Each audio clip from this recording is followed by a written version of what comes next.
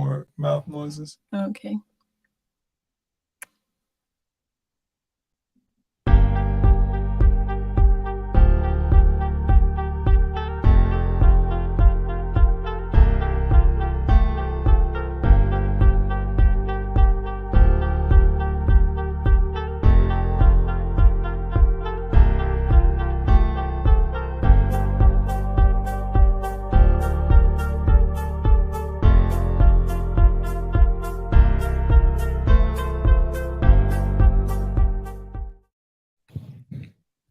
All right, all right. We are back. We are back. Sorry about the technical difficulties, y'all. We're just so excited here that we skipped a few steps, and but we wanted to make sure that we get this conversation across, and that's what's going to happen here today. So we're going to go ahead and refer back to the introduction, and continue this wonderful, wonderful conversation here. So I would like to introduce, I'm not going to call her the person of the moment, but it's definitely the person of every moment when you engage, this wonderful spirit. So, I want you guys to meet Gagi here, and then she's going to introduce herself. Hi, my name is Janet Ware Maples, aka Gagi. That's my nickname that I was given by one of my grandchildren, or actually it was one of my twin sisters' children gave me the name Gagi. And I've had it for the last 30-something years, and I enjoy it. Wonderful, wonderful. But Solomon, you asked me a question earlier about the cucumbers on a popsicle stick. I started selling cucumbers on a popsicle stick when I was living in Southern California. I'd gotten a divorce.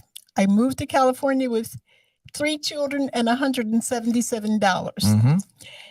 I will never forget what the psychiatrist said to me, and I say psychiatrist, I use that term rather loosely. Mm-hmm. It was a doctor that had been referred to my husband and I by the courts. We had to see this psychiatrist. And he said to me one day, he said, Mrs. Geist, picture this. You have no money. You move out of state. You only have $129. What would be the very first thing that you do in your newly found city? And I thought for a second. I said, well, I probably would go shopping, and I would buy myself something very pretty, probably a beautiful blouse. Mm-hmm. And he looked at my husband and he jumped up and he said, I understand why you have problems with this woman. She has no money. She only has $100. And what does she do? She goes shopping.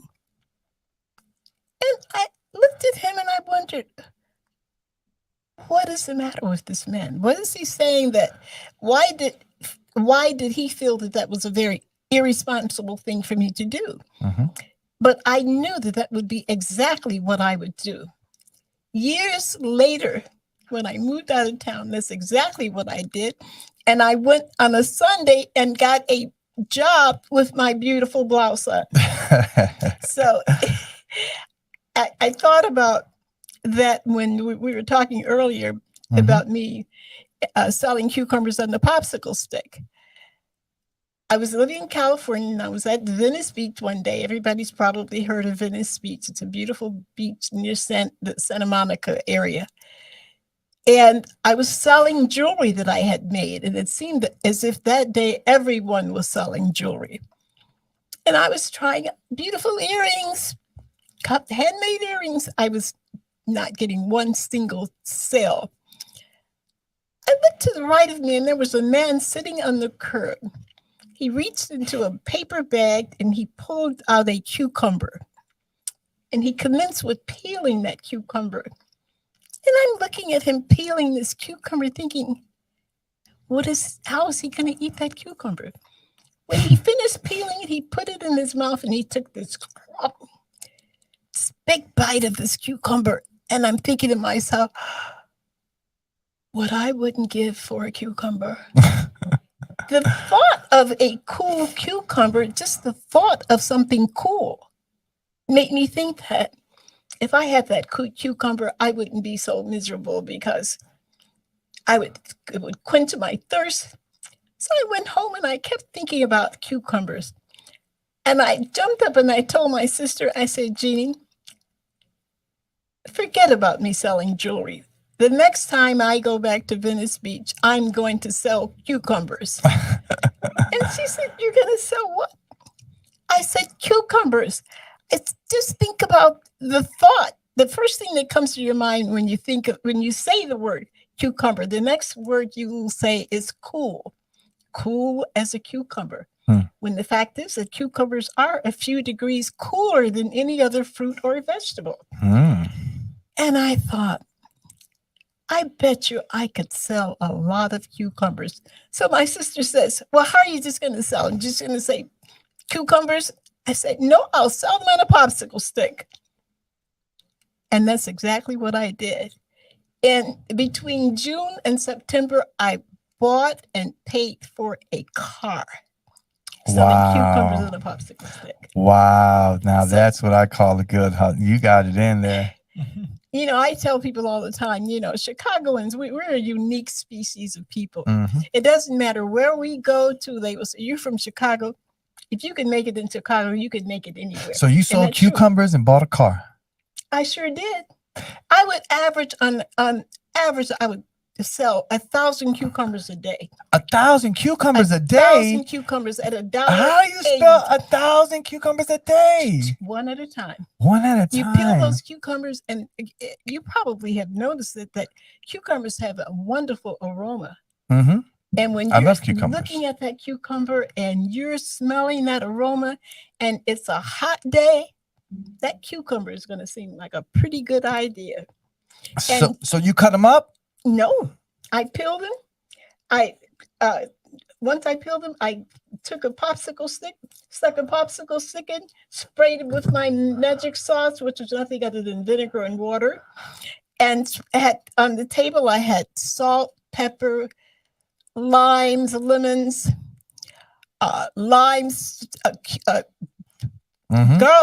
garlic. They can dress it how they want it to? However they want it. Wow. The most cucumbers I've ever sold in one 24-hour period was 5,000. I bet you if we sell cucumber popsicles at our restaurant or not that, I bet you, and we gotta advertise it, have them out in the front. You know, I bet you people buy them. I sold cucumbers to sell. So we froze them?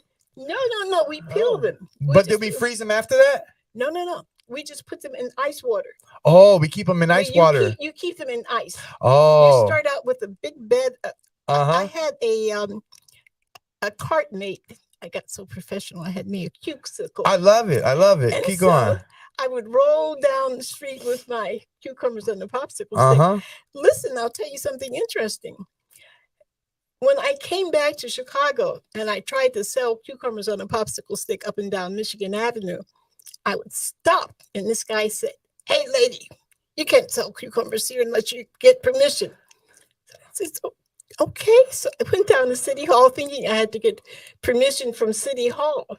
Little did I know at that time, you did not get permission from City Hall. You got permission from the person who decided who sold any and everything on Michigan Avenue in Chicago. So he said, come meet me at this office. It was somewhere over by Soldiers Field. I went to his office. He sat there talking on the phone for about 20 or 30 minutes, just ignoring me. And so he finally hung up. He said, "I hear you're trying to sell cucumbers on a popsicle stick on Michigan Avenue."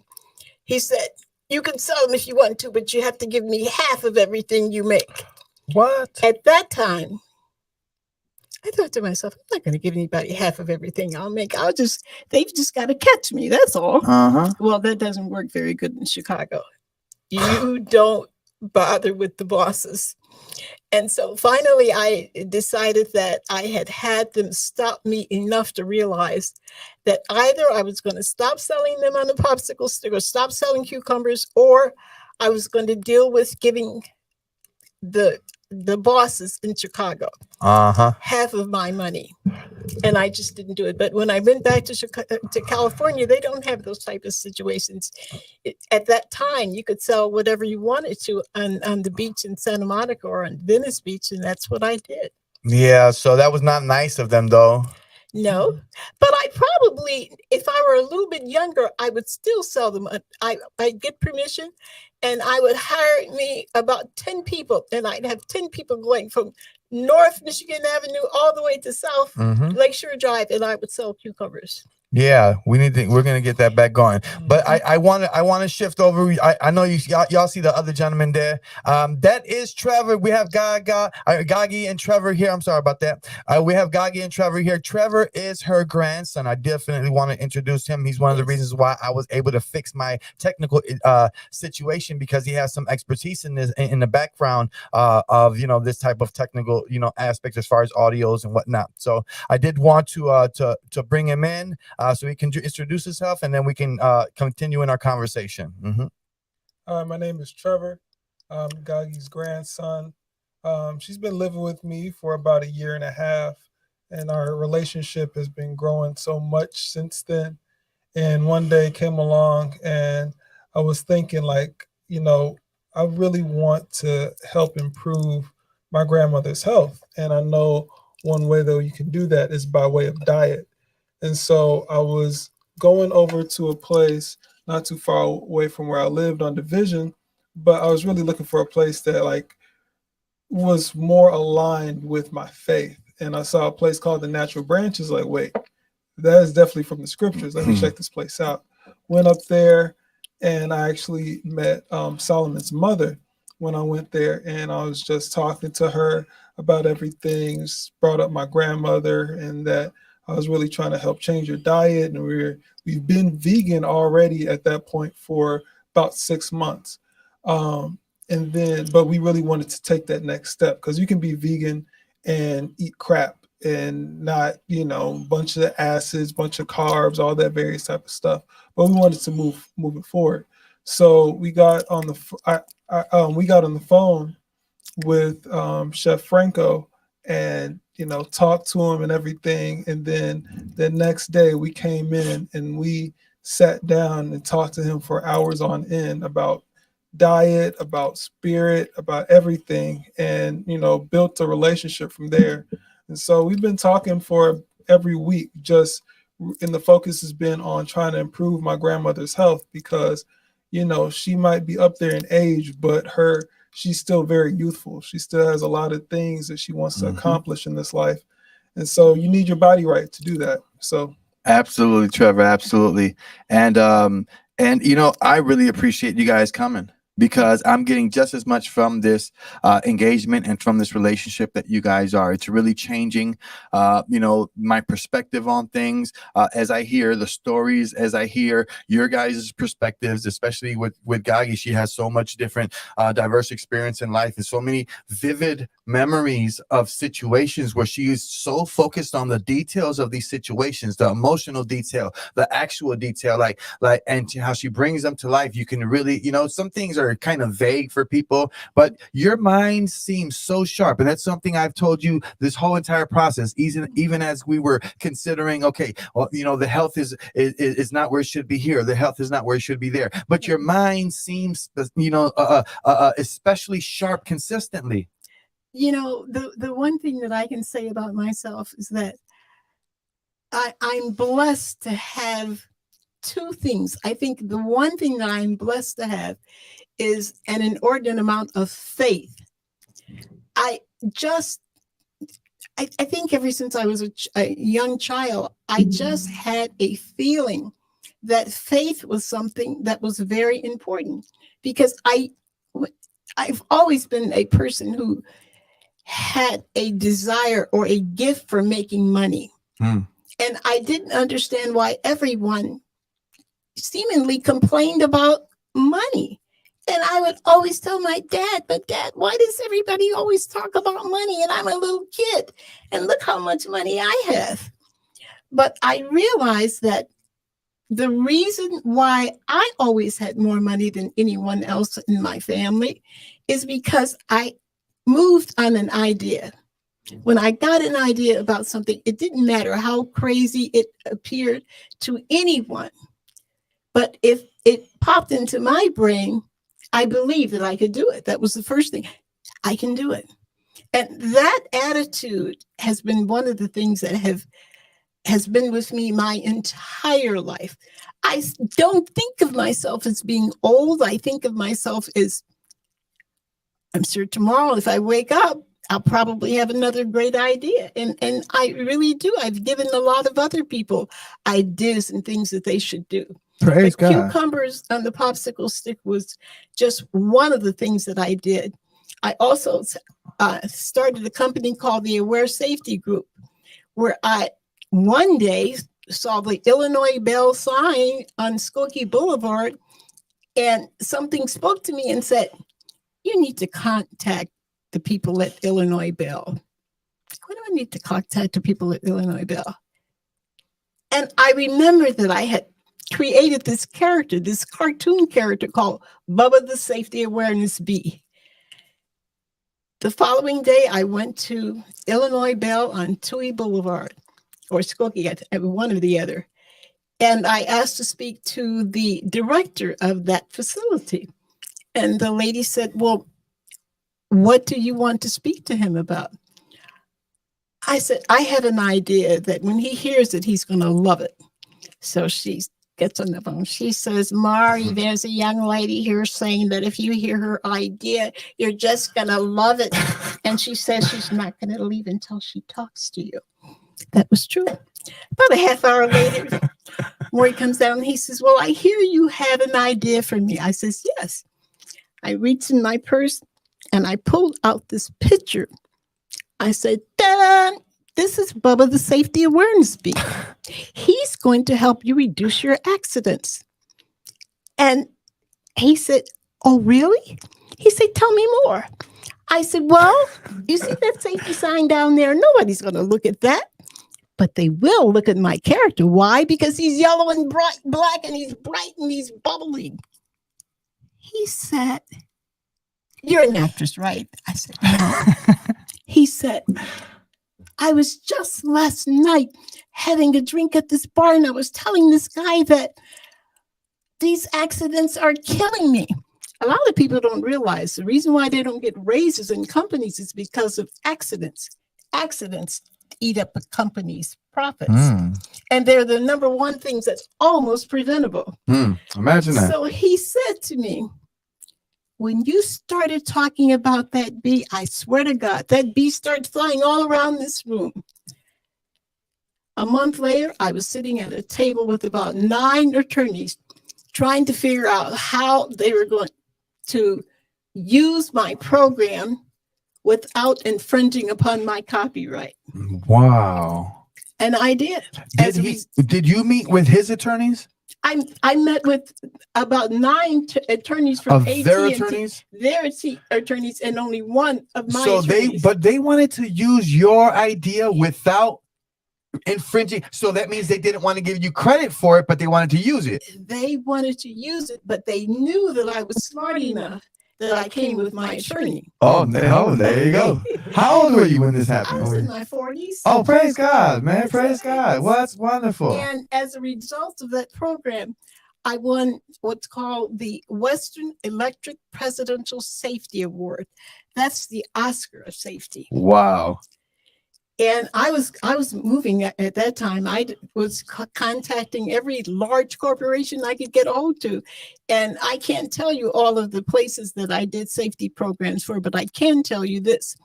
I have never done a safety program for any company that they did not reduce their accidents by a minimum of 50%. Wow. So that was just the first place that you went to, and then what'd you do? How'd you keep going with this? I started creating more characters. I had Bubba the Safety Awareness Bee, Cool Hand Cute, Buckleberry Wow. Bear. So everybody got their own character if they wanted. They felt exclusive. Well, they got one of my characters. Oh yeah, one of you Yes, created a character for this. I love how you make that distinction. That's your idea. You Exactly. own that. That's intellectual property. That's I call yours. myself the Disney of safety. Oh, I love it. I love it. I love it. So it makes me ask a question though. Mhm. You said you were like this all your life. All of my life. Most people are nothing like that all their life. Where did this come from? Where did this come from? I'll tell you exactly where it came from. It came from my parents. My parents always said to me, Janet, don't ever let anyone tell you that you're not as smart as Jeannie. Because you are as smart as Jeannie. Because people always wanted to compare my twin with me. My twin was much more academic than I was. I was the creative person. I was always making something and designing something. That's the way I was. And my parents would tell me, your gift is in your hands. You make beautiful things with your hands. Where does this idea come from? And so my parents realized that people would tend to compare my twin and I. Mm-hmm. And they didn't like that. So they would always tell me how blessed I was to have the mind that I had, the creative mind that I had.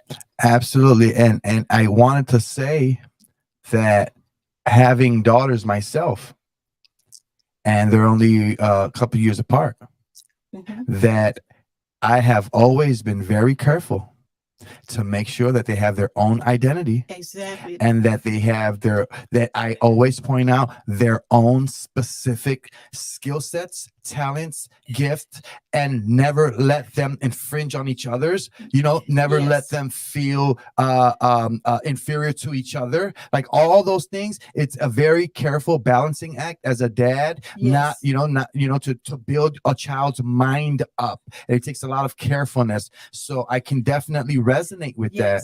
And I'm so happy you said that, because you can imagine being an identical twin.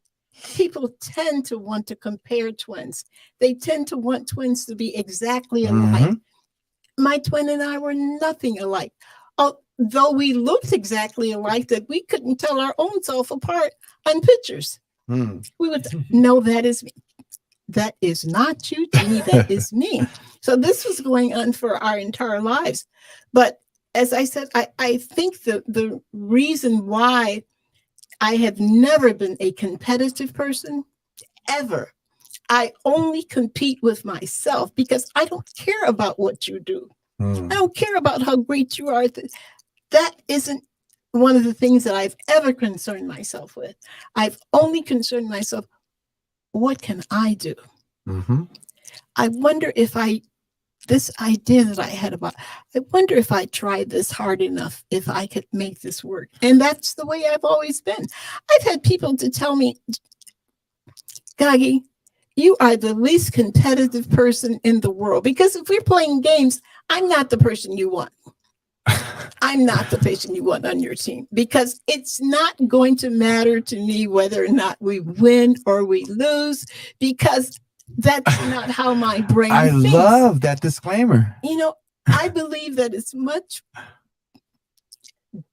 I'll put it this way. To me, I am the person you want that will cooperate to help you accomplish your goals. Wonderful. I cooperate with people. I think that it's unfortunate that everything in our society is constantly competitive behavior.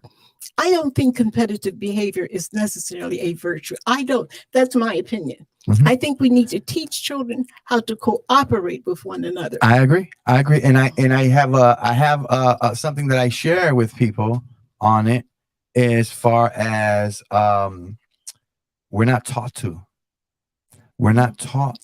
admire and have admiration for each other versus having a feeling of envy and jealousy and being inferior. So true. We need to see someone doing something special, and we need to learn how to cooperate with them and say, hey, I don't know how you did that, but I've been trying to do that for a long time. I need your help. Can you help me? Yeah. And unfortunately, we're not teaching our children to have that type of mindset. So speaking of children, you got your grandson here, Trevor. Yes. And Trevor is as bright as they come. And I can understand why.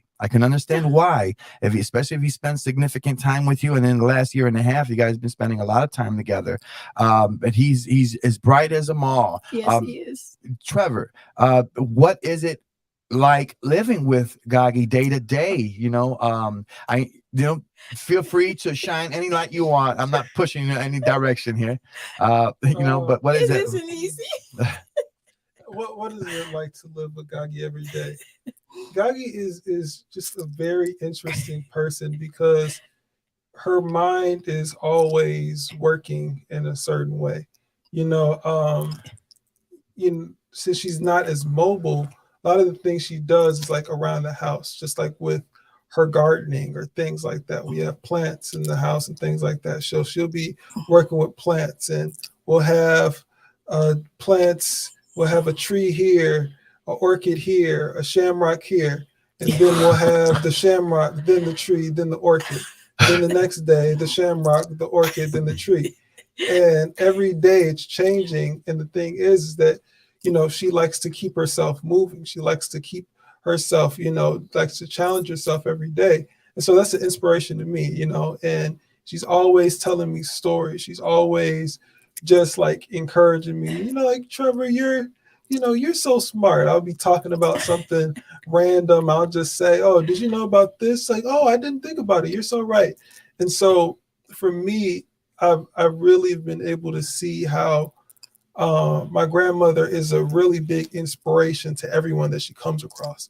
I'm more of a laid back type of person, but I try to have that same impact on people, even prior to we had such a close relationship. But I see where I get it now. I see that, as more and more time I spend with it, every single person that she ends up spending time with, she's engaging them and ends up finding like this small thing about them and puts light on it and encourages them.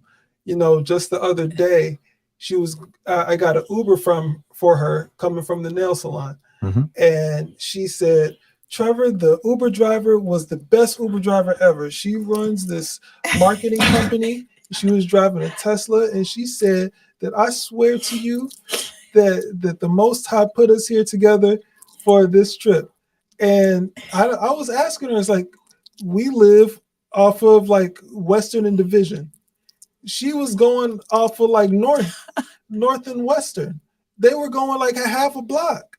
And it's like, wait, what conversation did you guys have in 5 minutes that was so great that you just knew that the Most High was like, obviously the Most High does everything in our lives.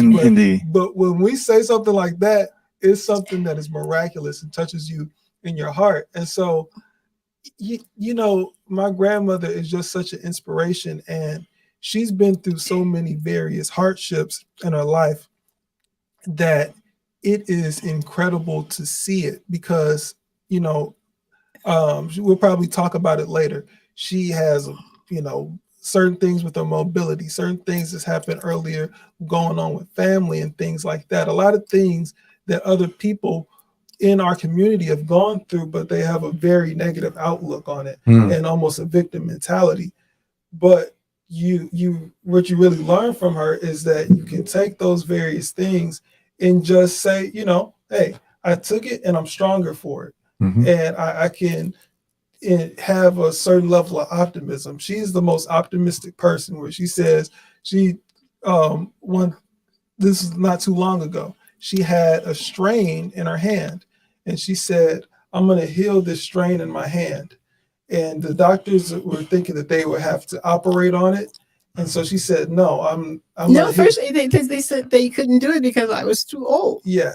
And so what she said, all right, Trevor, you're going to be the witness to this. What I'm going to do is I'm going to take my hand and I'm going to act like I'm sewing it. And every time it hurts, I'm going to act like I'm sewing it. And I'm going to say to my hand, mend. And sure enough, a couple months later, she was able to have no pain in her hands. Wow, praise God. That's such faith, though. That's what it is. That's because I believe that I was able to do it.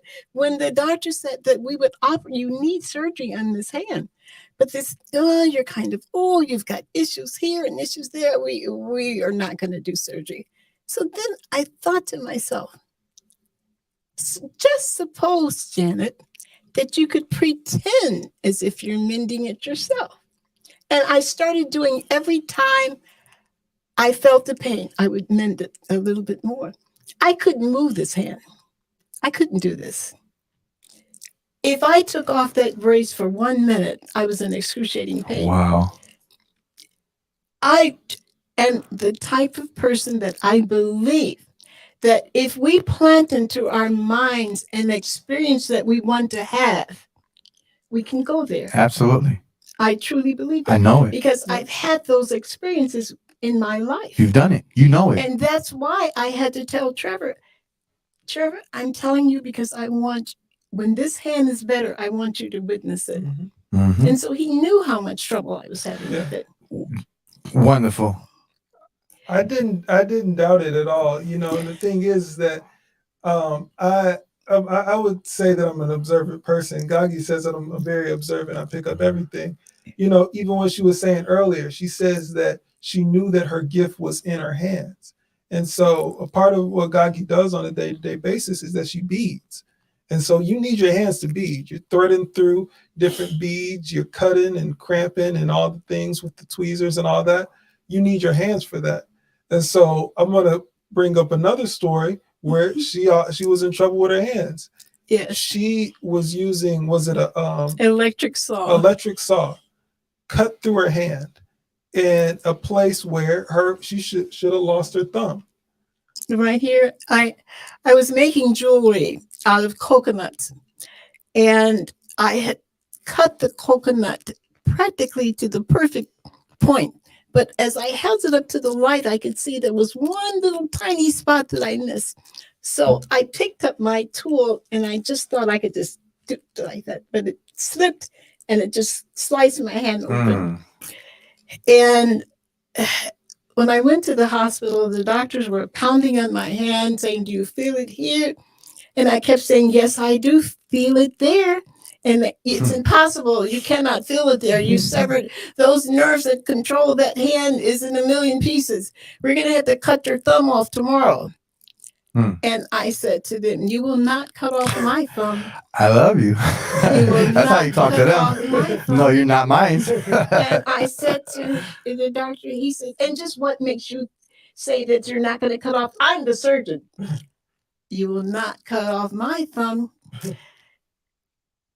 And I realized at that moment when he was telling me, he was so emphatic that he acted as if he knew what the plan was for my hand. So I said to him, I said, "Sir, all of my entire life, people have told me my gifts were in my hands. So if there is a God above, he would not allow me to use my thumb. I'm too young. I haven't done that much. I haven't been as creative as I even began to want to be. And therefore, that's the reason why I know that I will have my thumb." When the doctors did the surgery, they came back and he said, no, first of all, they would not do the surgery because they said I was delusional and I had to see a psychiatrist first. Oh, wow. So they sent the psychiatrist to see me. This man walked into the door and he had to turn to get inside of the door because he was so rotund. So I said to him, "They sent you in here to help me?" I said, "Sit down. You've got some problems. You're taking out your vengeance on the refrigerator." So he sat down and we talked and talked and talked. And he finally said, "I could talk to you for hours more." He said, "You're a very interesting person." He said, "Don't let anyone tell you that there's something wrong with you. There's nothing wrong with you. You keep thinking the way you think."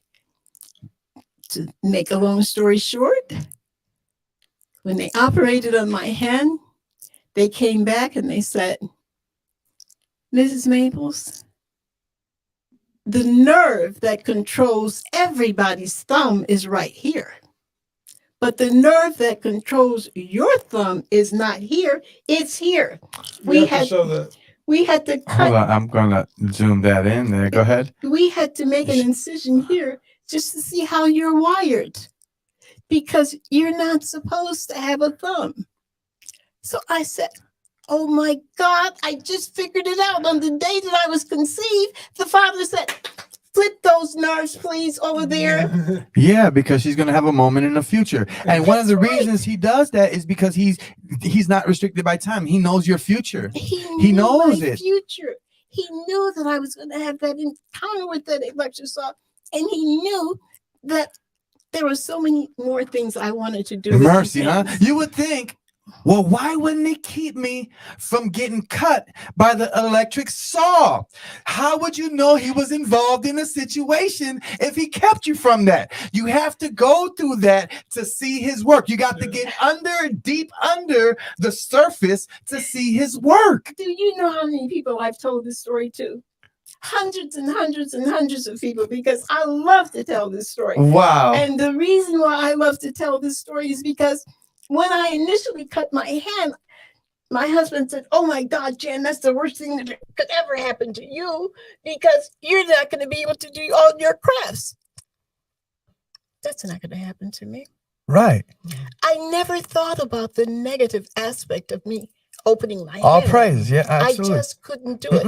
Why? Because I believe one thing that my parents had always told me. Your parents. There go your God, parents again. Because God had given me gifts in my hand. So again, you're triggering me because I tell my children all the time about their God-given gifts. Exactly. They are there for a reason. Yes. You must use them.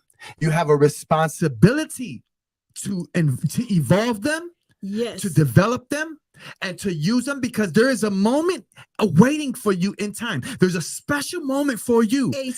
A special moment where that gift is going to open a door. It's going to bring you joy and fulfillment. You understand? You're so right. And it's not as if we have to travel and say, oh, I hope and pray one day I'll find that door. That door is coming to you. It's coming. It's already on the way. Actually, if it's not there, it's because we're kind of keeping it in some of our own ways. Because anything that is in your spirit, it will manifest in your life. Everything that is in your spirit will manifest, even though it is not time when we think it should be time.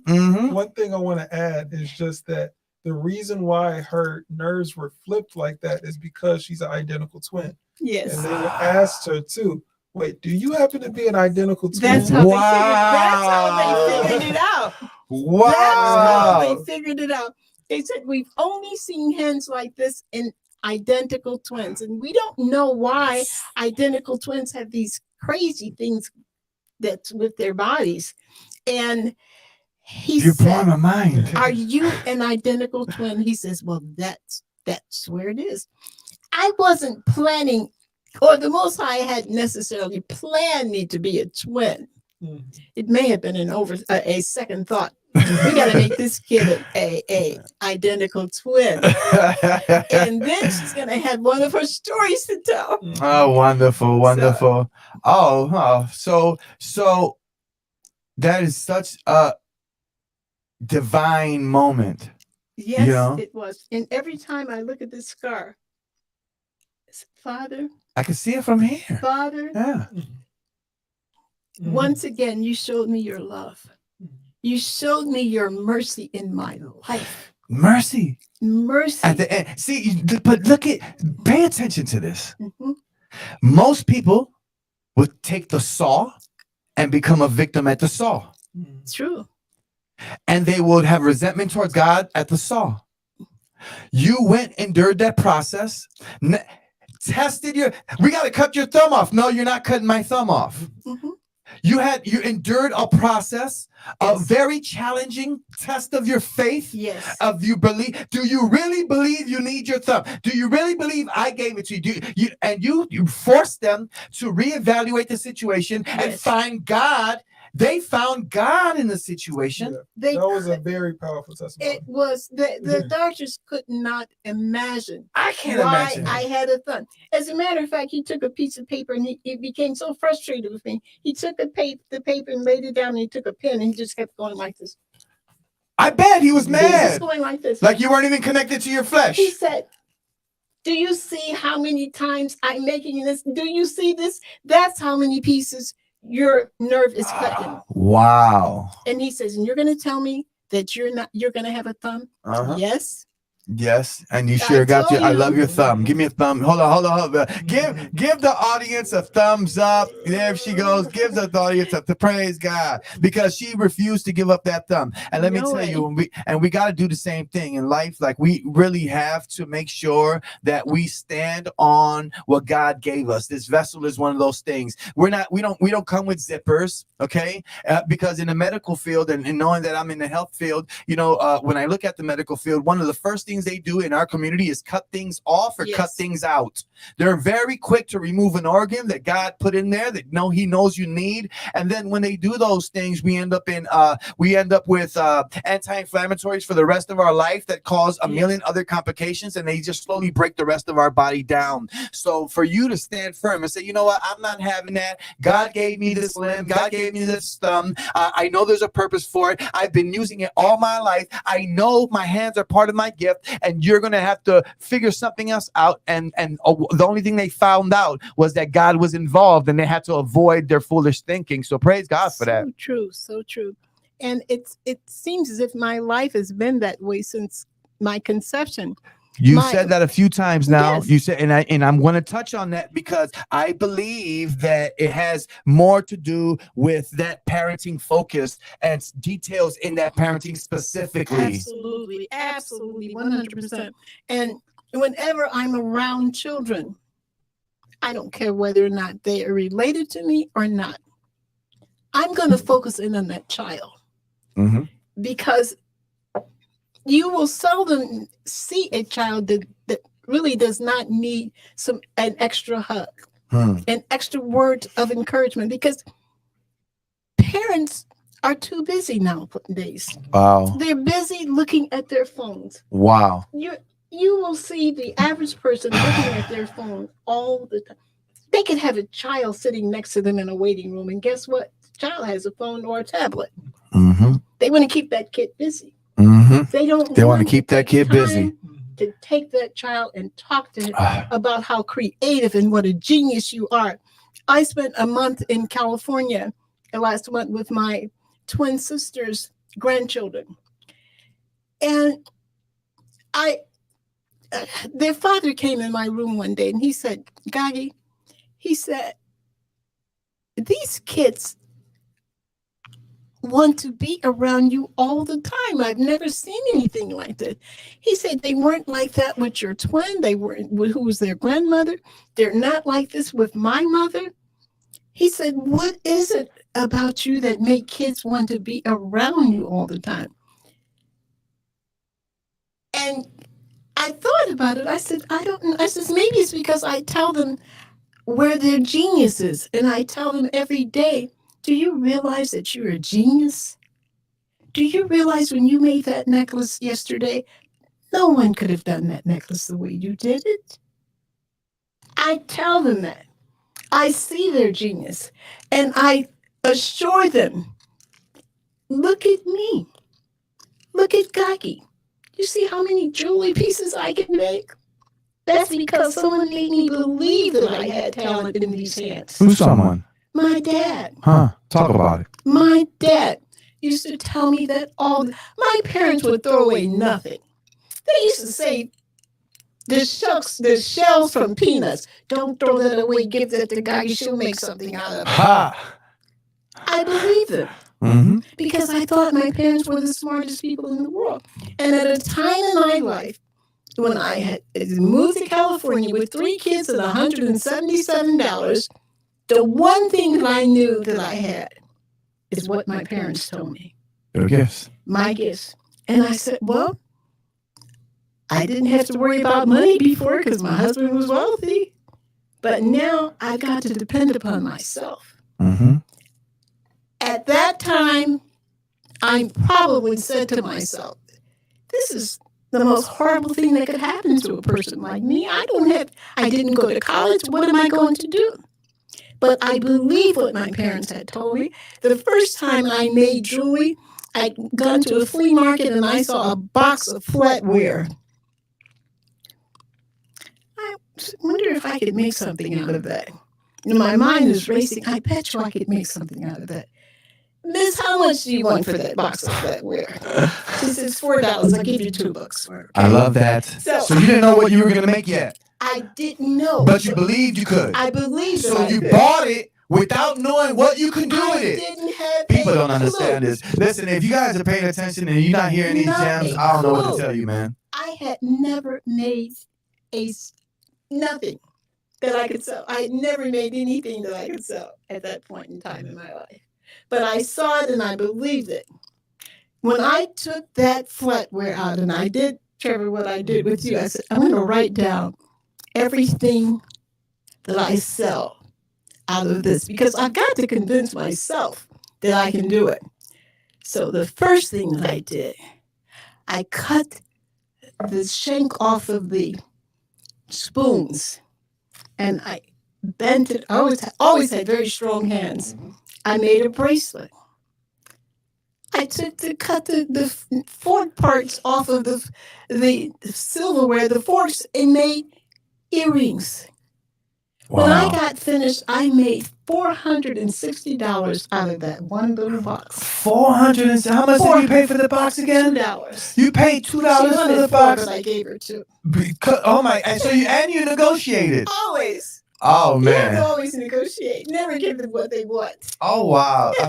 Oh wow. You got to say, I love it, but I just can't give you that much for it.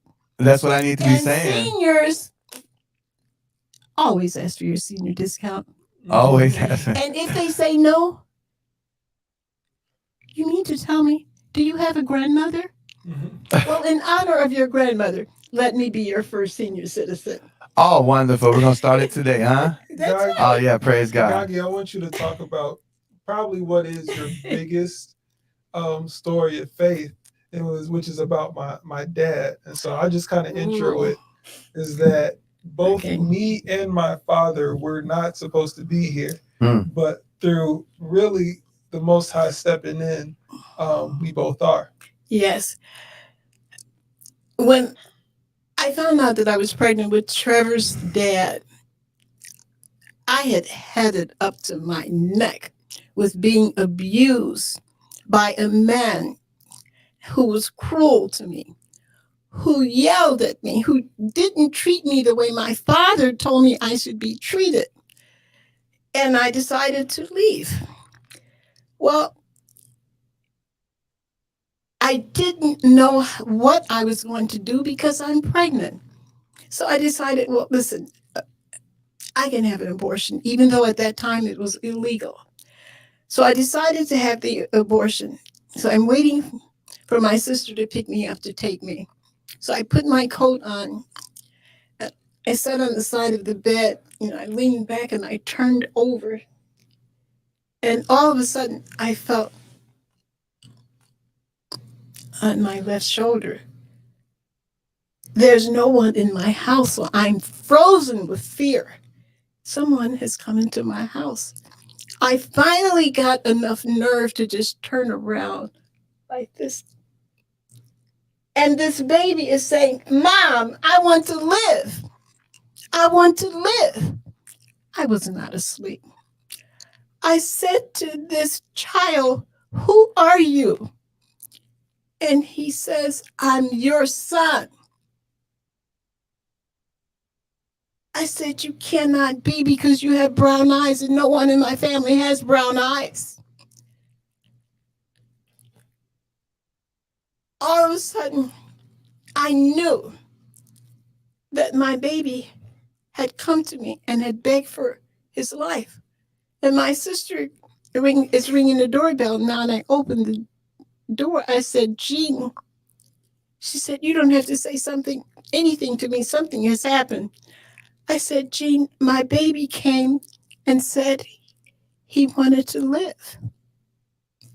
8 months later, I'm in the hospital, completely forgotten about the fact that I could have ever thought about terminating my pregnancy. They brought this little red baby to me, big. I lifted him and he opened his eyes and I screamed to the top of my voice, oh! The nurses came from everywhere. Mrs. Geis, what is it? I didn't know what to say. I couldn't say this brown-eyed kid came to me. I said, my baby, I think he's blind. She said, no, he isn't, mother. He has the most beautiful brown eyes I've ever seen. Mm-hmm. Praise God. Now, that is a true story. Absolutely. If you notice the beautiful brown eyes that my grandson Trevor has. As a witness? As a witness, he got them from his beautiful brown-eyed dad. Praise God. Who's my son. And I have a similar story with that, So my mother was thinking about aborting me. And so at that time, her and my dad were not on the best of terms. And so she was thinking about aborting me. And so she was really thinking about it, and wanted to call up her friend and go out to dinner with her and to talk about it and to say, this is what I'm thinking about X, Y, and Z. And her friend was saying back, yeah, I really wanted to talk to you too. Let's go out to dinner.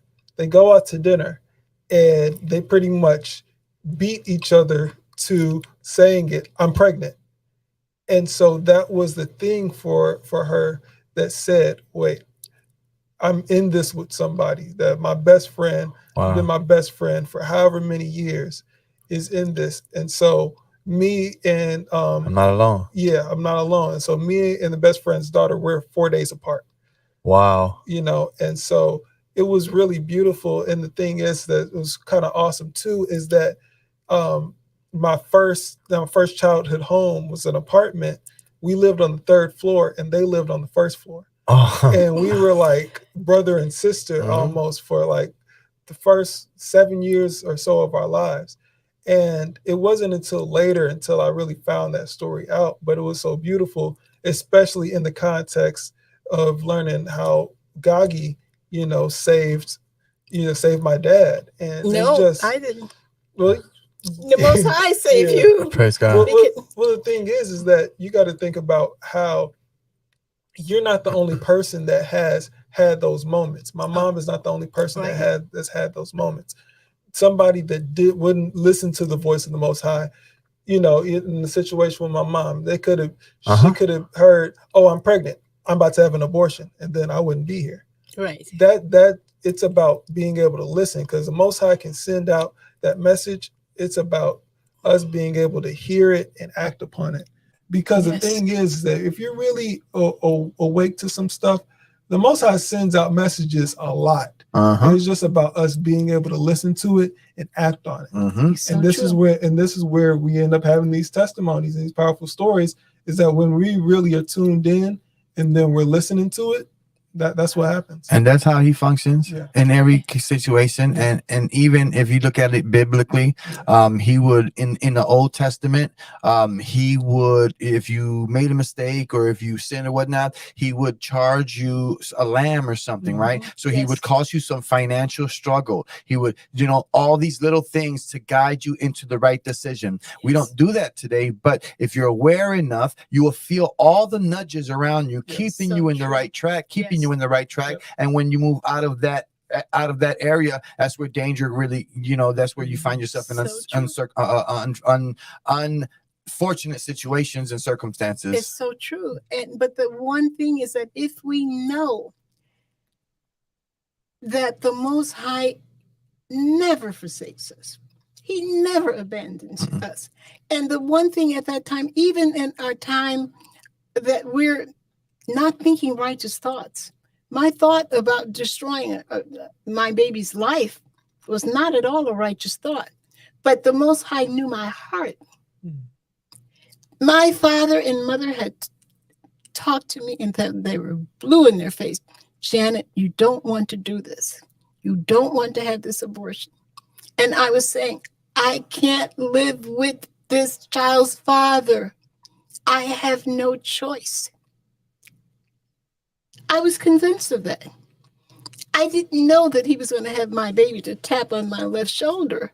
But I knew that that was nothing that really, my parents weren't happy about it. I wasn't happy about it, but I just felt defeated. How old were you when you got married? I was 18 back then. I was very young. That's what.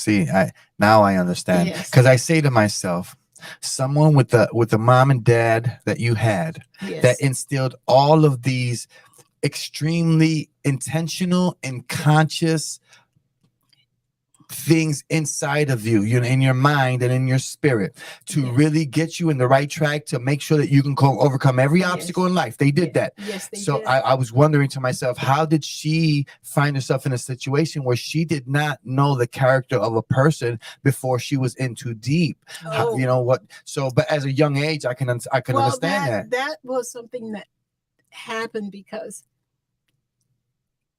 it's no secret that my husband, my children's father, molested me, and I didn't know that. I'm sorry to hear that. Well, it was at a time in my life where I couldn't imagine having to present to my parents, I'm pregnant. That was, to me, worse than the fate of death. Having my parents, for number one, thinking that perhaps they had always told me all of my life, don't give any man your virginity. Right. You only give that to your husband. Only to the man who earns it. Yes. And so I knew that. Oh, and man. But by the same token, I thought, if I tell my dad that this man molested me, I knew how my father was with his girls. Oh, yes. Yeah. My father was the type of man, he didn't play that. Rightfully so. I'm a dad. I don't play that. I'll kill somebody. My father have always said that. My father said to my husband one time, if you ever touch my daughter again, I will kill you if I have to bite you to death. That's a serious man about his kids. Yeah, yeah. And he meant that. Talk to me about your dad. I want to hear about your dad. Growing up with him. Dad was an amazing person. Every Saturday was showtime on Broadway. He would buy us all of the musicals, Showboat, The Sound of Music, Carousel, and he would teach us these songs. And we would perform them. Showtime on Broadway. That is a father that spent all of his waking time practically with his children, with his kids. I love it. And me not having a dad, I didn't have a dad when I grew up.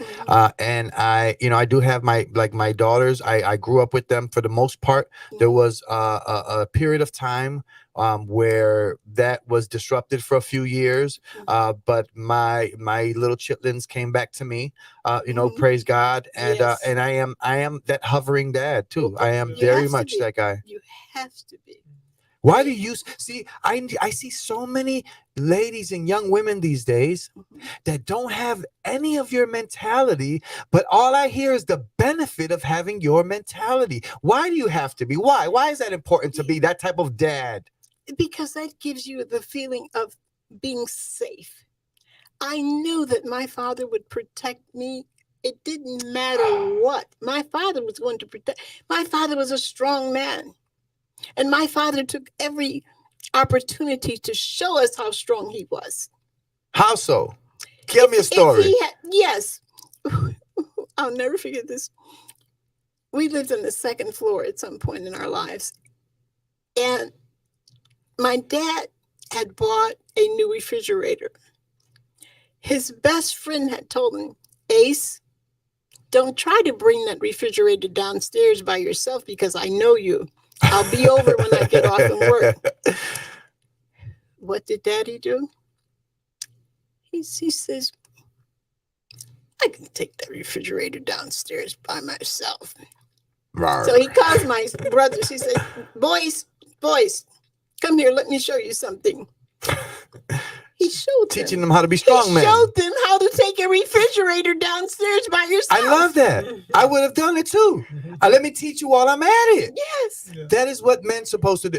In my understanding, and I didn't have a dad, keep in mind, but I did see some good male father figures. I was part of some good households, my friends that had really good dads. Well, my mom was smart enough to put me in organized sports where I was around a bunch of young boys who had over-hovering dads. So, there was a benefit of all these things. And unfortunately, I found myself in a system at one point where I was around the wrong kind of man, but I even learned from these men, and I took a lot from me. So I just think that's so good. good for a dad to be that type of involved. Absolutely is, because that's one thing that will never leave a daughter is the love of her father. That's I try, and it's not the simplest thing to do either, No. because you guys are very, so a little bit about on my end of background as far as raising. I do have two biological children that I've raised, since they were born, and in custody of the only minor still. Everyone else is over 18, and they're doing their own thing. Praise God for that. So that was my two biological kids, and then I also raised their sisters. And they're a bit older. So my youngest is 17. My oldest biological child is 19. I never really say my oldest child, because her sister, who's I believe 25 now, she's married. Listen, she's straight arrows, followed all the directions, tried to do all the right things. With her high school sweetheart, married her high school sweetheart, have a family with them. Everything the right way. I love it. But it doesn't go like that all the time for everybody. And as a dad, it's such a careful balancing act of disciplining your child, trying to get them to strive to do better, to inspiring them, but at the same time correcting them. And I don't want to say punishing, but that's my child. You have to have some corrective measures in there. Yes. And I'll tell you quite frankly, is that I used to think that my parents wanted to raise us in a family ghetto, because they never wanted us to associate with people outside of my cousins and my aunts. They were protecting you. They were protecting your mind. We weren't allowed to do that. No. So I'm glad that you weren't allowed to do it, because they didn't allow the wrong type of influence and the wrong type that's all they were doing. It was all protection. It's always protection when a man is trying to kind of, for the most part, especially a dad, let me rephrase that, a dad, because sometimes, in relationships, like you have an experience there. There's a level of a man doesn't allow you to function, but and that's, and we can talk about that a little bit, but as far as a dad, that for me, I need to know. I need to make sure my daughter is okay. You have to do that. We see so much in today's society with both men and women. The main issue is the lack of a father. If we talk about women, what Gagi is really talking about, if you really get to the crux of it, she was able to be the woman that she is and be in her feminine properly because she had a strong masculine figure, a righteous masculine figure. Praise God. A man will be able to be a righteous man if he's raised by a strong masculine figure. He's not raised by a woman that has to step in and out of her feminine, has to be the mom and the dad. And it's an unfortunate thing in our society now that we have a lot of black and brown people a lot of black and brown women that want to be the mom and the dad. I don't need to be. They think they can. Or they try to be. They try to be. And the I thing understand. is that even as pure as your heart is many right decisions that you make, our world exists off of balance. The Most High created everything in balance. That a man and a woman, a male and a female, are meant to create life and are meant to raise that life together. And so the thing is that's so unfortunate is that 9 times out of 10, a mom is going to be there. So we don't see as many times what happens when a mother is absent. We see so much in our society when we have the over aggressive females or the overly feminized males, that it's the lack of a father figure. And that's the thing that we really need to encourage, is that masculinity is a very important thing because it's all about balance. If we encourage the masculine, we can then encourage the feminine. And then there's nothing wrong with either, but it needs to be in balance. And then we shouldn't be as men stepping over and trying to be feminine, or, there's times for that to happen. But at the end of the day, our roles are so important, especially when we're talking about raising children. It's true, Trevor. And the one thing that I can say about my dad, he wanted us to be strong women because, for instance, we were not able to get our driver's license unless we knew how to change a flat.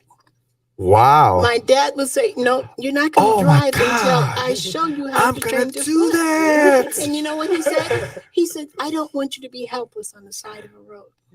Oh my God, my daughter's gonna get her license on the 28th. Guess what we're doing from now until then? You're gonna learn how to change a flat tire. Praise God. And Yes. I'm always gonna be there for her. But Yes. what if the distance is too far? Yes. You know, what if I just can't get to you in the amount of time that I need to because you've put yourself in this situation? Then what do I need to do? You know, Yes. I need to make sure that you can handle it. You can handle it. And I'll tell you another thing my dad would do. My dad used to love to work on cars. Ah.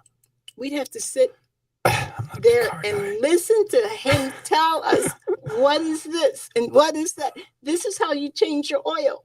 Mm-hmm. Now, you know, as I got older and cuter, I thought I did not want to get underneath that hood and No, everything, no. but I knew how to pretend as if I knew everything that was going on. So I'm a chef.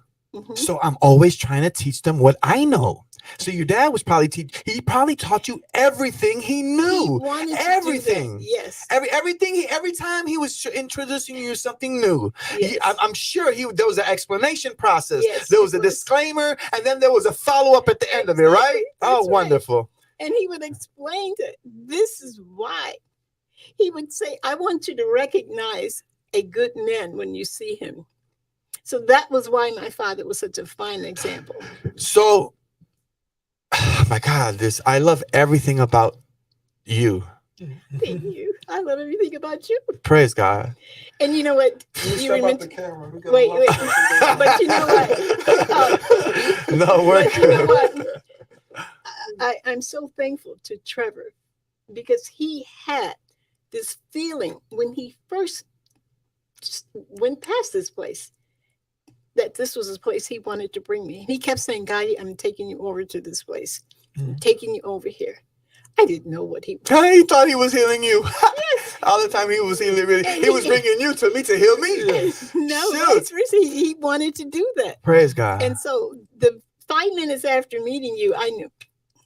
Even over the phone. They talked over the phone and just Yes. straight. Yeah, I hit it. know. I can't get enough of her every time I talk to her. That's the thing, Yeah. because she has such a solid perspective on everything. I can tell you something, and I say this as a hovering dad, right? I know you were raised by a man. I know for a fact. Yes. If you would not have told me that you were raised by a father, I would have sat down with you for 20 minutes to talk to you, and maybe shorter than that. But I like to get into detail and confirm things. Right. I would have knew without any question that you were raised by a dad. Absolutely. Absolutely. And it's so important for a daughter to know. As my dad used to say, that room is going to be there forever. Praise God. Do you know my parents never changed our rooms? When we grew up and got married, they would remind us and remind the husbands, there's a room always. My daughters don't live with me. My oldest daughter doesn't live with me. Same thing. That's what my father wanted us to know. You always have a place. Yes, here. you can always come under my protection. Always. You can always run to safety.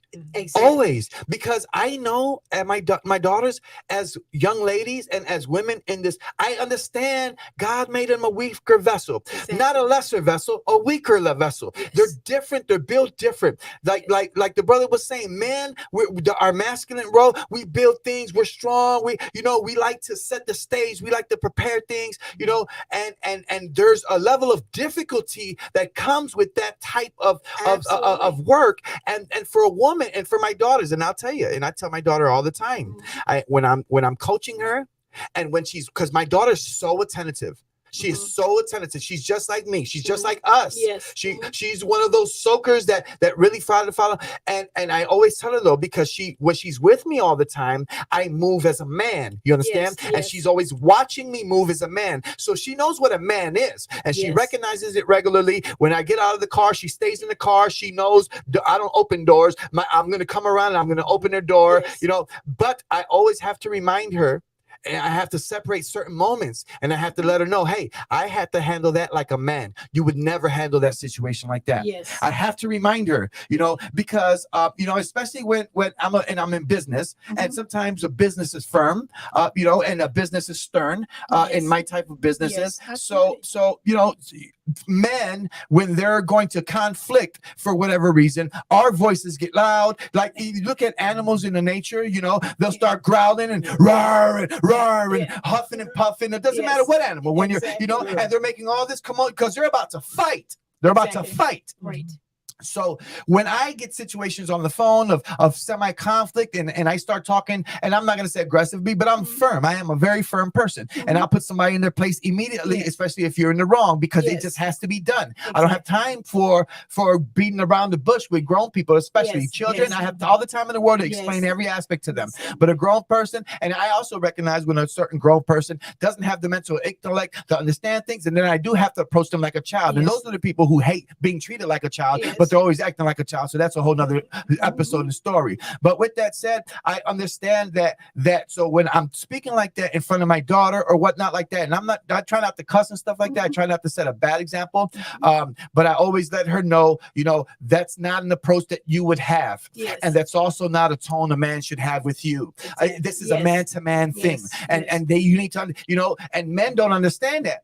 Men and fathers don't differentiate that from men either, for boys, because a boy will see a father get aggressive with other men or get loud or even fight at times with other men. You have to protect your family in different situations. But a father doesn't always take the time to explain to a young man, hey, that's how you can defer to that for men, but you can't defer to that type of action when it comes to women. You have to have a different approach, and a father has to take the time to teach that.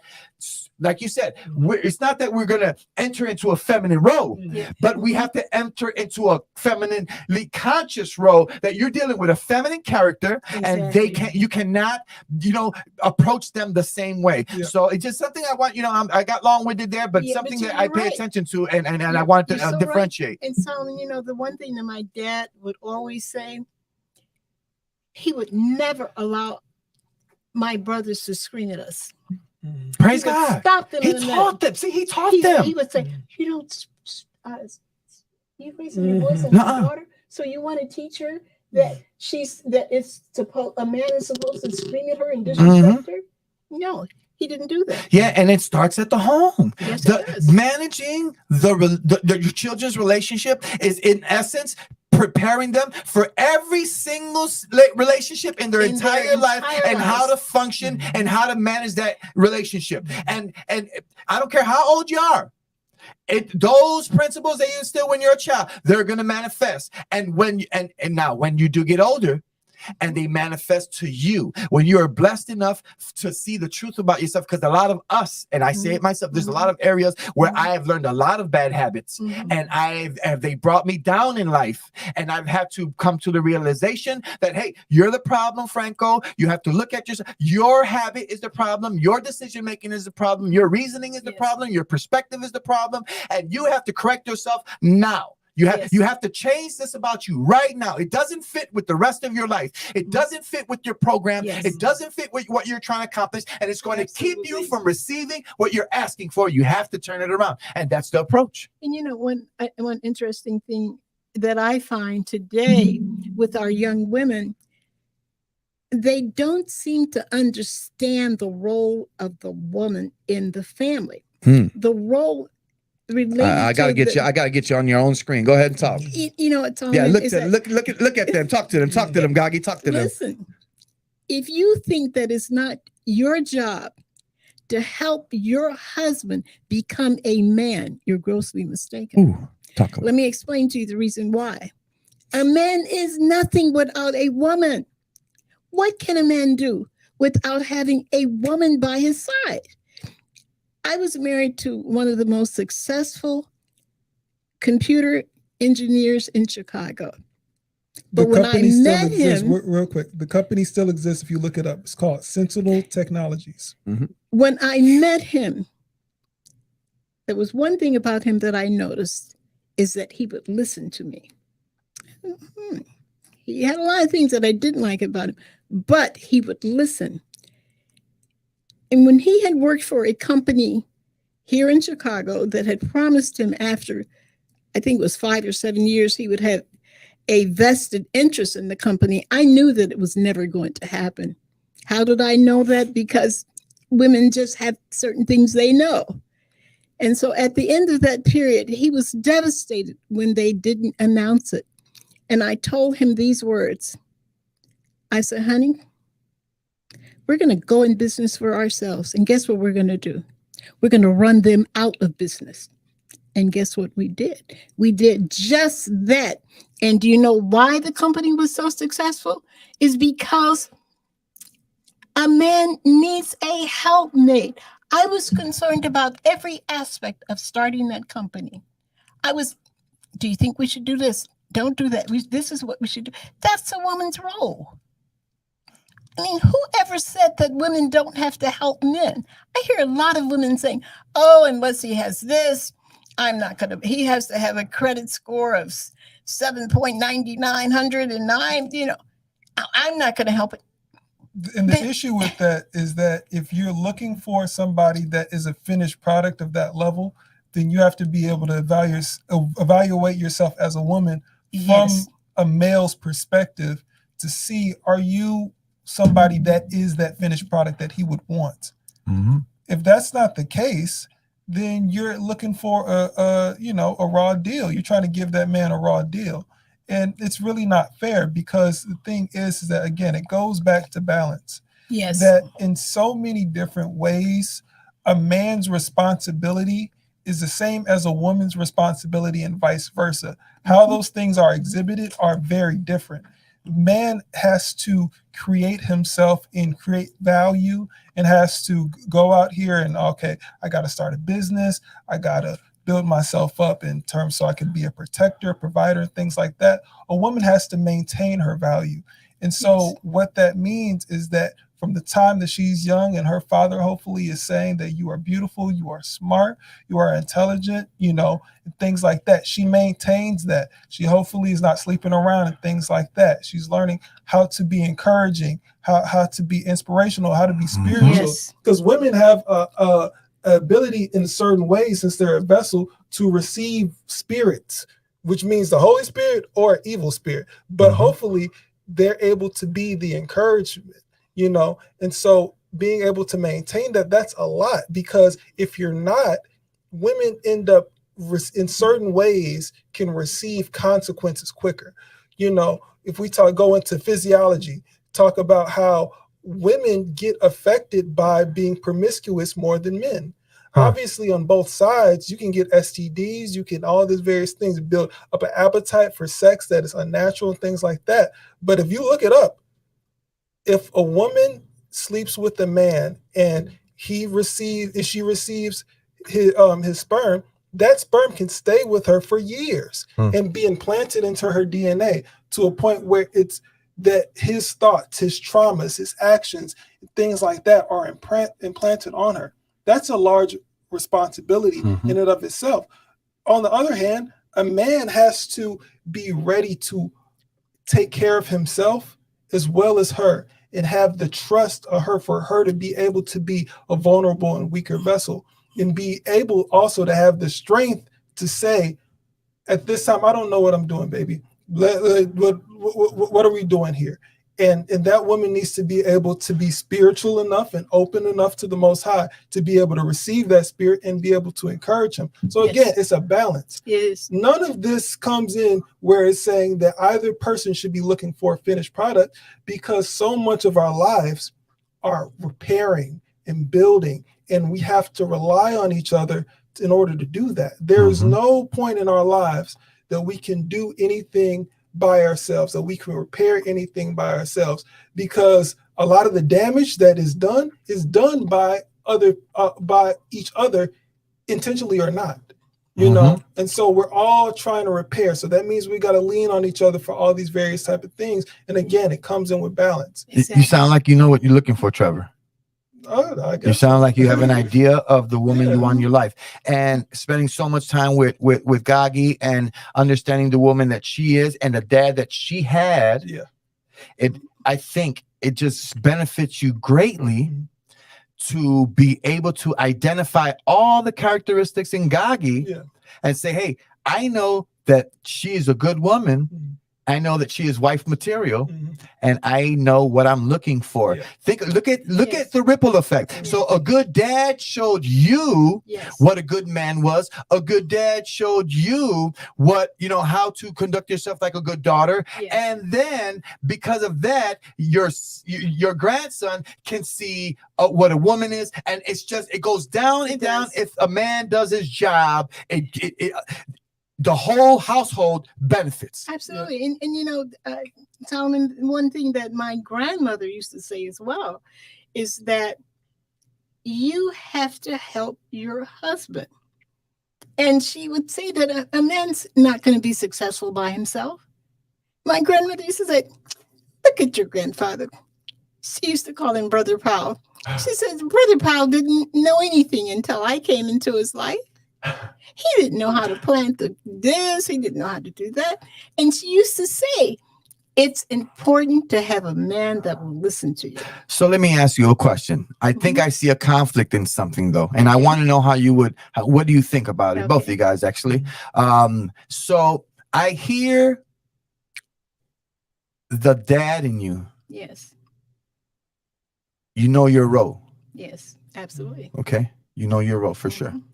Now with that, like if your husband's going to do something, you're right there on him like it's yours, like you're the one doing it. And if you got to do it for him, you'll do it for him because you understand the vision, and you're going to help him manifest it. Yes. Right.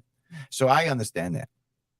Now, what I'm considering though is that your dad, though, he seems like a very, very disciplined, very firm, strong man. Yes. And it's very hard. See, as a father and a daughter, that relationship is great, right? That protection and that strength makes you feel so safe and so secure. And I understand that. But coming into a relationship now, where you have the same type of character of husband and you are not a child anymore, and you have your dad's ways in you. Yes. How does that, what do you do with that situation where you have a different type of man, right? A man nonetheless. The guy was successful. He ran a successful business. He's, I don't know if you helped him get there, how that really manifested. Talk to me about that. But I want to know how that manifested. As I said earlier, it's important for a woman to understand a man cannot do it by himself. It's very difficult for Black and brown men to make it out here. It really is. So they have got to have that support at home. You have to let him know from jump, baby, I got you. Mommy's here. That's the thing that I don't see in a lot of young women nowadays. You have to be able to show your daughter how she's supposed to be with her husband. And you have to teach her, you've got to stick by your man's side.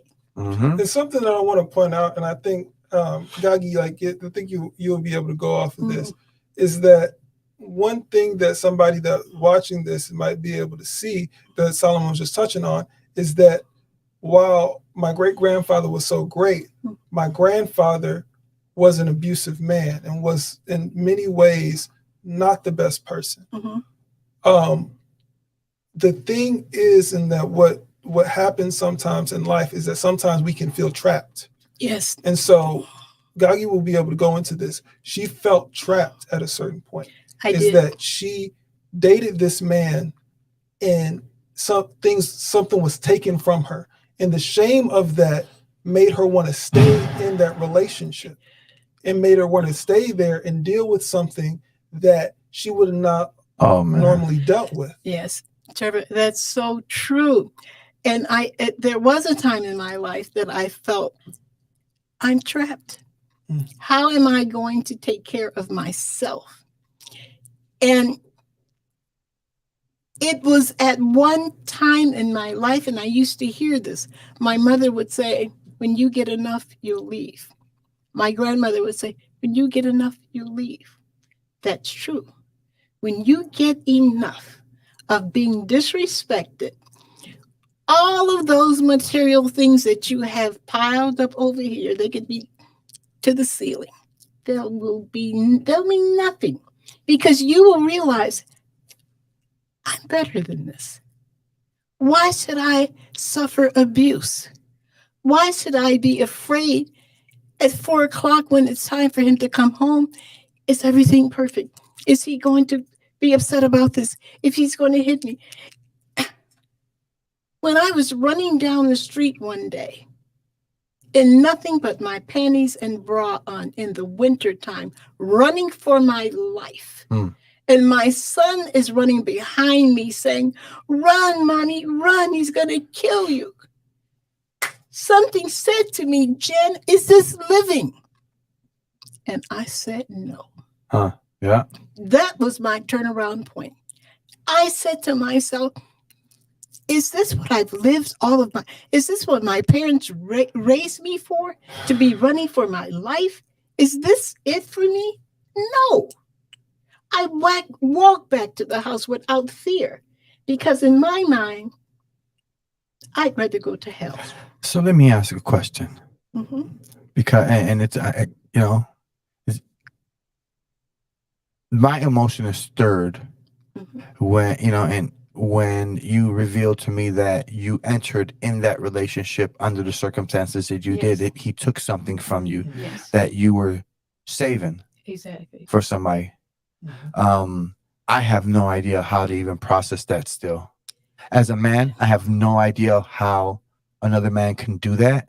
But for a woman to go through that, I have no idea of the lifelong ramifications that can cause to a woman and the deep psychological, emotional, mental health, spiritual, difficulty that she's going to run into in life because of that moment, that significant moment. How do you reconcile with that, Gagi? It can do, for the lack of better terminology, irreparable damage if you allow it to. It really can. But in my case, when I decided to leave, that point, that moment in my life where I was running for my life, I said, this is it. No more. Something happened within my being that said, here I am in December in Chicago, running and slipping and sliding on ice in nothing except my bra and my panties. I was running for my life. But I said no more. Praise God. That was my moment. Praise God. And I had no fear. I didn't care what I had to go through in order to raise my children by myself at that time. I was prepared because we as humans, we are survivors. We're supposed to survive. And if we are worth our gut, if something is that we all have some redeeming qualities about us that we don't always tap into. It wasn't until I left my husband that I realized how valuable I was. He had reduced me to a point I didn't think I could pour water out of a boot with the instructions on the back. What does that look like? The women need to understand what that looks like. Women need to understand that when you look in yourself and you're running or you're afraid of a man, you stop living. When you can't trust that you can't make a mistake, that everything that you do is going to come with judged, some violence, or you're going to be punished. But how do you get so you miss something because you find yourself in a situation? What were the telltale signals that say, hey, if this starts reoccurring, and if this starts reoccurring, does it start with an aggressive yelling consistently? Yes. Is that what that happens? It starts with yelling. Okay. Because as I said, I had never heard of an adult scream at a child. That was not a part of my upbringing. I had never heard anyone who said they loved me scream at me. Or my parents didn't do that. You never would have picked him. No. You never would have picked him. I would have never picked him. And so I think that's something that could be interesting too, is that what from the point of where that happened, where something was taken from you, what can you recall what happened that made you continue in the relationship? What were those first couple interactions, Okay. those months, those 6 months, that year going forward to then where you guys got married? I'm sorry. Yeah. I don't mean to put you through so much emotional stress. No, it doesn't create that at all. What happened? See, you're a is this, is survivor. that, I love it. that I am. Yeah, praise God.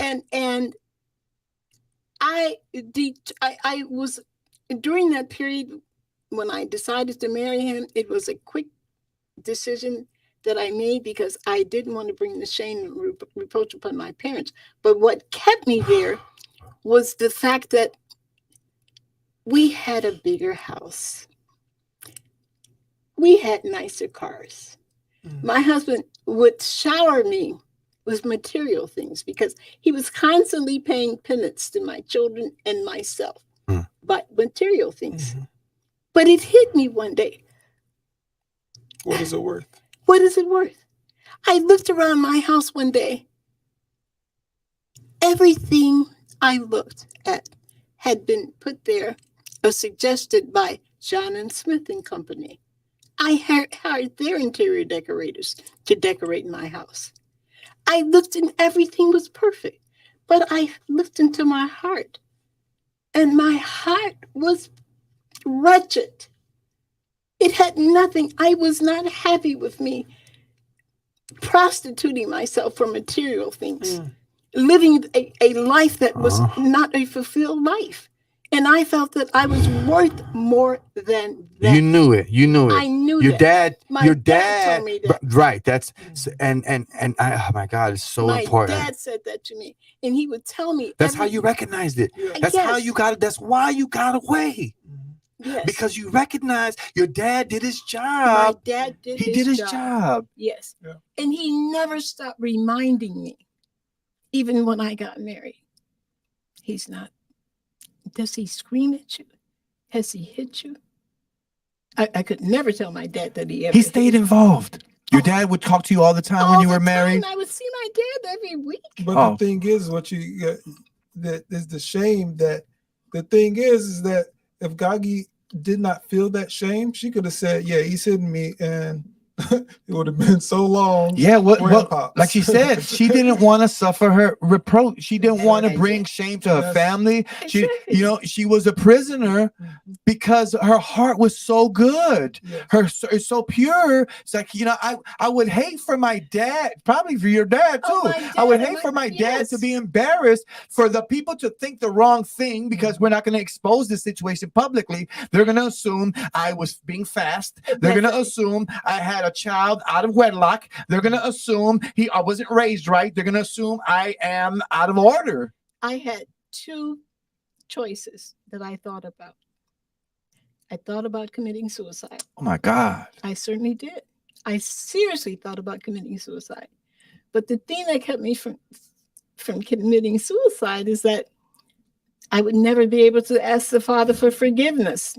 That would be my last. That would be your fate. My final act of taking my life, which that is wrong in and of itself. I'm killing myself. I'm committing a murder. And so that's the thing that eliminated the committing suicide. But believe me, had it not been for the fact that I was constantly believing, hearing in my ears, Jan, you can do this. You're creative. You're talented. You're gifted. Yes. That's the thing that kept me. That was it. That little voice. That made me believe. That voice always came back up. It never let you. It never let you be defeated. Never let me be defeated. That's what a dad's job is too. And I could walk into a company and get a job doing something I've never done before. Why? Because I had confidence. And I think confidence is one of the most important things that parents can give children. It's a job. Yes, it's absolutely.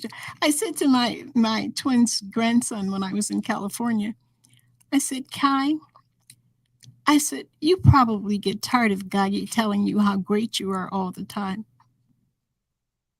And he says, no, I don't, Gagi. I love it.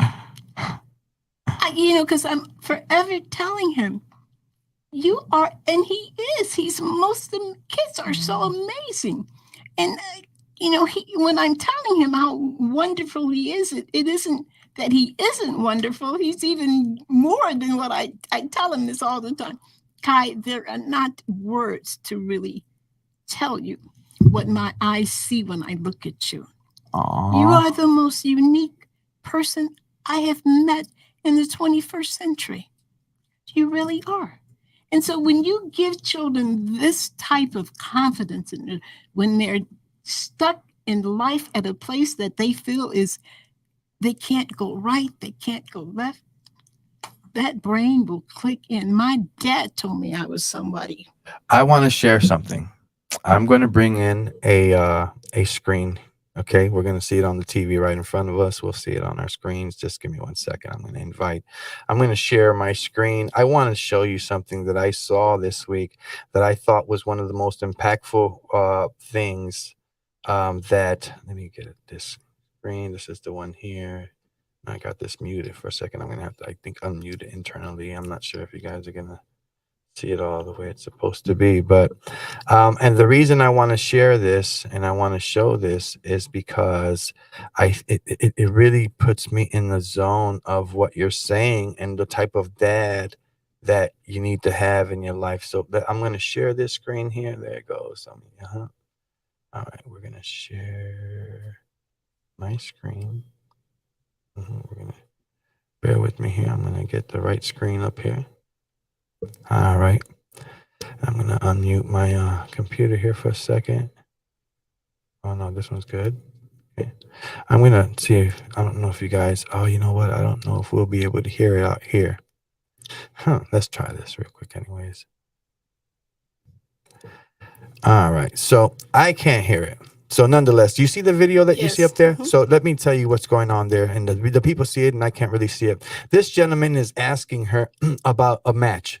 This is Venus Williams and her father. Oh, okay. This gentleman is asking her about a match that she is going to be having with another child. She's 14 years old at the time. So he says to her, do you think you're going to beat this guy? And then she says to him, I'm actually going to let you hear it. I have it here in another form. And then she says to him, absolutely, unequivocally, 100%, I'm going to beat this guy, right? So let me see if I have this here in my reels. I usually put them up like that. So I want you to take a look at it. I believe I should have it here. Bear with me. We're live, so this is what we do when we're live, y'all. No worries. Everything is okay. But I wanna, let me see if I can find it. Maybe I just shared someone else's stream and I want to show it with some audio. Here it goes. Okay, so I'm gonna put this on pause here and we're gonna start this back over, but I am gonna let y'all see this from here, okay? And I want you to pay attention to this. Okay. You see it so easily. So easily. Hold on. I want to get this to the beginning here. Come on now. I know I can be here. No, you very confident. I'm very confident. You see it so easily. Why? Because I believe it. That's right here. And let me tell you what. What she was saying, she said it with so much confidence the first time. But you keep going on and on. Listen, we can't keep interrupting. I mean, if you want, you got to understand that you're dealing with an image of a 14-year-old child. And this child gonna be out there playing with your old ass and me gonna get in the grave. When she say something, we done told you what's happening. You with a little black kid, and there gonna be a kid. You'll answer it with a lot of confidence. Leave that alone. I know I can be there. You see what I'm saying? Yes. So she said, I know I can beat her. Yes. And then, let me get my screen back here. She says, hey, I know I can beat her. Oh, man, let me see. Did I get this It's like wrong? a house of mirrors. It's funny. My twin used to take tennis lessons from him. Uh-huh. And she would come home and tell me, I can't stand my tennis instructor. I says, why? She said, you should see how he treats his daughters. He had them outside in the rain playing tennis today. Oh, yeah. So, but first, he built them for that. This is what you have to understand, because another parent would not understand how that child is completely okay with the situation. You know, he built them for that. That child is strong. That's why that child. So, you know, but the guy asked her, you know, do you think you can beat her? Right? Because a thought, or you think something, is not something that you've confirmed. It's just a thought. And she says, I know I can beat her. She had absolute confidence in her that there was no way that she could lose. She has never even probably imagined the thought of losing, and couldn't even conceive the thought of losing. And that guy that was interviewing her was going to disrupt that. He was going to plant doubt. He was going to bring out all the positive about the other young girl, and he was going to tell her, what about this challenge? What about that challenge? Are you sure you could overcome this challenge? And that's all she needs, because she's going to go home at night and she's going to say to herself, if her dad wasn't there, she would have said, and this is what they do to our children in school, by the way. Yes, they do. And in every single environment. They plant those doubts while we're not around. That's why I agree with your father. We need to segregate ourselves. We need to separate. I hate to say it. We need to separate. We need to separate. Yeah, because we need to love ourselves. We need to love each other. You know, we're not being loved properly, and we're not loving each other properly, and they're meddling in our relationship is part of the problem. Every time we got an issue, they pull up in the cop car and situate the situation. Every time we got an issue in our community and with our relationships, then we're in their courtrooms and they're determining what's happening with our children. We need to get them out of our business. We do. We need to get them out of our business. But that's the type of dad that I can appreciate, and I'm like that. If I see anyone, and I don't care if it's another child, I will stop it in the tracks. Hey, you're not putting that in my kid's head.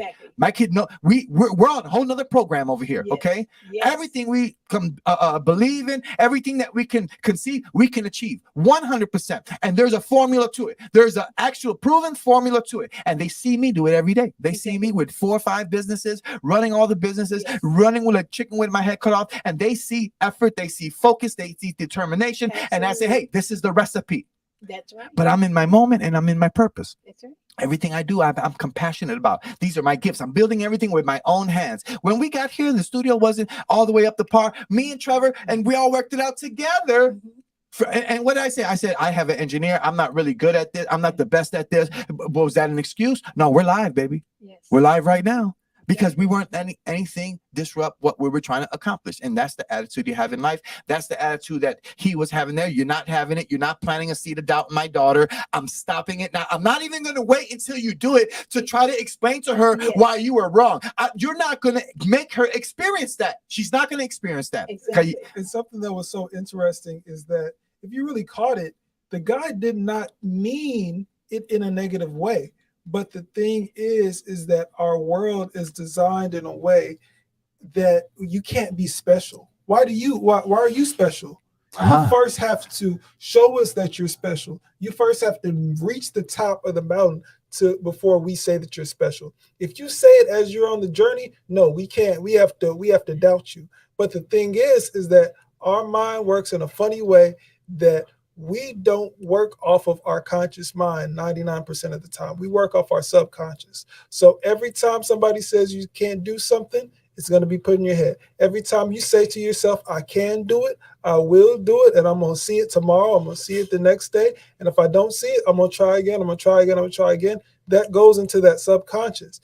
And so, Richard there was combating him so strong because he is a man of faith in his beliefs, and he knew his convictions that, hey, I'm gonna put positive things into my daughter's mind. But other people that are not on that wavelength, they don't realize that you have to constantly encourage yourself with positivity, because what in this world, if you send your kid to a normal school, what are they going to learn? They're going to learn how to work a 9-to-5 for somebody else making $50,000 a year, which is now in 2023 is not enough money. And they eat a crazy diet of death and everything like that. The thing is that we have to implant and maintain positivity, because positivity in this world, for whatever given reason, we know the reason, but it's not encouraged and maintained. That every everything in this world, in the mainstream, in some type of level, wants to bring down our vibration, wants to bring down the level of encouragement. Because the thing is that it's when you go to day, there's a lot of things that you do consciously. For the most part, a lot of it's subconscious, and it all starts with what you tell yourself and what you allow other people to tell you. Jerry, that is something that when we went to school, we went to a predominantly white school. And my parents would say to us these words: you carry yourself different from everyone else. And that was something that the kids used to say. Oh, you wares think you're something. You talk like you're white. You wares think you're this and you wares think you're that. And we come home. And I remember one time telling my dad this. I said, Daddy, I said, the kids always say that we think we're so much. And he said, you are so much. You are better. What an answer. Praise you God. are better. He says, if some kids tell you, you think you're better than everyone else, you are better than everyone else. Don't tell them, say, no. It's not your job to bring yourself down. He said, tell them you don't think you're someone. You know you're someone. You know you're someone. And he said, never allow anyone to tell you you're less. You see what I'm saying? Yes. That's what he says. Do you think you can beat her? I know I can beat her. Exactly. That's how you know she had a dad. So when I hear you speak, listen to what I'm saying. Yes. For you young brothers out here, for y'all brothers who's listening out here, pay attention to what the conversation is really going on, because it helps you identify something too. A woman of strength, a woman of courage, a woman who's going to encourage you and lift you up. But she needs to know how to do it for herself first. How can she lift you up and help you in your troubling times when she doesn't know how to do that on her own? Exactly. You see what I'm saying? So you have to pay attention for it. And if you find yourself, and I'm just saying, if you find yourself with someone who doesn't really know how to function like that, then you got two choices. One, you got to walk away and find someone who does, or two, you got to find a way to help her understand her position better. Because you can't take, for example, if she wasn't raised by a dad, what are you going to do at that stage? If you got feelings for her, you care for her, and you love her, and you want to see better for her, what are you supposed to leave her be when you have this affection towards her? Or are you going to say, you know what, I'm not your dad, but I am a man. And I understand the role I have to play here. So there's two things. One, as a brother, are you willing to do that? Are you willing to suffer through someone's trials and suffer through someone's ability to adjust to you? And on the other end, the young lady who finds herself in a situation that she has affection or cares for someone, but she just doesn't know how to express anything properly for the most part, because she didn't really have a structured man to show her, hey, no, this is not, this left, this right. So in her case, how does she understand how to receive and how to not to feel belittled, and not how to feel inferior, not how to feel talked down to when she is being corrected, because correction is part of your dad corrected you guys. Absolutely. He grabbed the boys to the side and said, you don't yell at your sister. Exactly. And he let you guys know, hey, you don't let nobody yell at you guys. You see what I'm saying? Exactly. So how do we reconcile that moment there where you have a man and a woman who's going through that? That is a very good question. That's when it comes down to self-worth, and which comes to parenting. It all goes back to parenting. All of it. And that you have got to teach your children that they are the best thing that ever happened to you. Praise God, yeah. And that there's nothing that they cannot do. That's a belief. Now, what do they have to do behind that? So if you're going to tell somebody something, right, because if you got to tell somebody, hey, I'm the best thing that happened to you, he probably going to be like, show me. Okay. Show me. I'll show you better than I can tell you. Okay, there you go. And you really believe that within yourself. And that goes right back to us having a sense of knowing our Heavenly Father. Mm-hmm. We have to start at a very early age of knowing our walk spiritually. Mm. When all else failed, Father, I need you. Mm-hmm. And you will find out each and every time He was there. All of it. He is always there. Never There not there. is not one single thing that we desire in our heart that we cannot have. I have never wanted anything in my life that I have not had. I remember when I was Me neither. 25, I said to myself, I heard Peggy Lee say, is that all there is? Is that all there is to that? Because I said, I'm 25 and I've had everything I wanted to have. I've had the fur coats, I've had the diamond rings, I had the beautiful, I had it all. But it taught me the reason why I had it all, because I believed within myself Mm-hmm. that I could do it. Nobody else can ever sell 1,000 frozen cucumbers on a popsicle. I tell you, you got to have supreme belief, and then turn around and do the bear project with the all, the safety projects. Oh my God! You do it because I don't think that the Most High gives us stupid, frivolous thoughts that we cannot accomplish. Of course not. He doesn't do that. He gives us that mind because he knows she can do it. She can do it. She'll believe it. Look at you snapping your fingers with your thumb that you weren't supposed to have. You see what I'm saying? I see some beautiful pieces of Oh, I need to know yes. about these things. Of course, this is my jewelry. That I That's made your jewelry. and Trevor's. That's your. How come I'm the only one that doesn't have one? Don't worry I'm about gonna it. make you On the next something. show, we're gonna figure it out.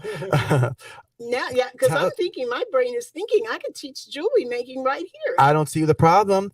That's all we have to do is come up with a date every week, the same time. Yes. Set a stage, get a nice table here, and we can. The people need you. I'm telling you, our young ladies need you. They do. That's one of the reasons I know they do. They And do. it's one of the reasons I need to get you out here as much as I possibly can. Trevor's going to be involved in that process. I may be engineering one day. He may be engineering one day. We'll all be together. It doesn't. Maybe you'll be engineering one day. You just come in here. I got something to say. That's why I ask I so got many something. questions, because I like to learn. But everybody needs what you got to say though, because your perspective is so refreshing to me, and it's also it's cut both ways. You see, because I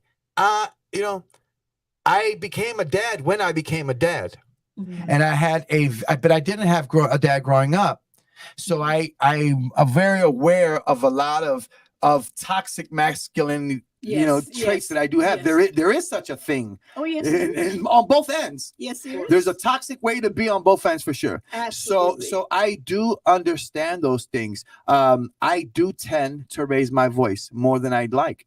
And to my daughter, sometimes I do it. I do it much less now, for sure. I'm very much more aware of it. My daughter has taught me that, though. My daughter has taught me that. She's the one who she teaches me so much, actually, about myself. Oh, absolutely. And really brings me back into my place.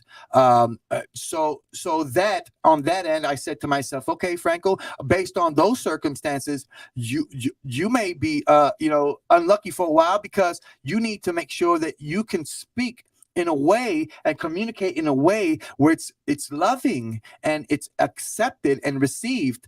But my thing, and maybe you can help me here, is when I am loving and kind and very soft, nothing ever gets actually done. Like no one actually takes you serious. Right.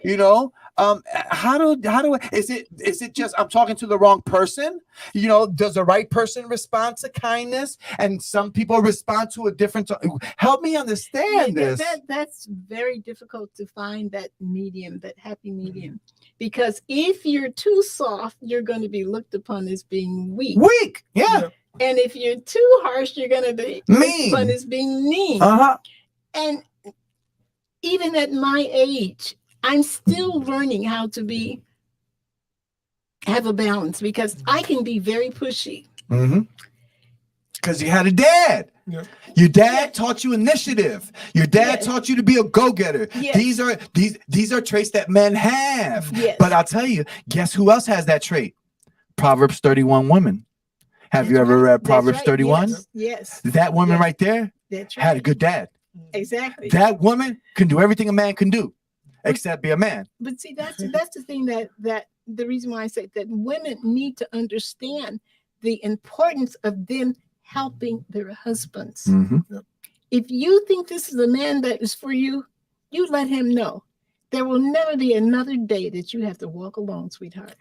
Learn how to speak sweet things. It doesn't take a genius to know how to handle a man. Oh, tell me. Oh my God, tell me about it. Know how to innately. We know how to handle you. Yes. And Maybe the intent. I mean no, that you do. very affectionately. You do. You really do. And it's all about being sweet and kind. In your femininity. And looking at using your femininity as your advantage. Have it's your whole superpower. Arsenal here. Everything. if your soft words don't work, your soft body will. You know, that's I get it. My grandmother used to say, never go to bed with your husband being angry at your husband. She said, I don't care what you have to do. You don't let the sun shine with you being angry at your husband. She meant that. Yeah. And she taught us that. Have you ever been remarried? Yes. Okay. Are you still remarried? No, my husband is, both my husbands passed. He passed away. Were you married with him until he passed away? I was, he no. With your second husband? With my second husband, yes, he passed away. Did you, so I'm glad I brought this up because I was so disheartened. Because I found out I know we've spoken, and I think you've mentioned, but the detail that I got today really put me down in the spirit of knowing, because I teach that to my daughters, like, hey, try to save that for, don't save that for, the special person. Did you do it better the second time? I thought I did it better. And when I say I thought I did it better, because this person was interested in safety. By this time when I married, I was into safety, accident preventions. That was his field. That's how we met. But the one thing that I had not taken into consideration is that he was a retired colonel in the U.S. Army. Firm guy. When I was picketing the war in Vietnam, he was fighting it. And I realized after I had married him that he was a warmonger. And how did I find that out? Is when the war started in Kuwait, I think it was. And I was at the store when I saw it on the TV in the story that the president had declared war. And I pushed my clothes and I got in my car and I just boohooed and cried. Because I'm thinking, oh my God, people are going to die. Mothers are going to lose their children. Wives are going to lose their husband. I was upset. So when I came home, I sat in my car and I'm trying to get myself together. And I'm crying over this. And I walked into the door and he swung the door. Baby, Cohen got it going on.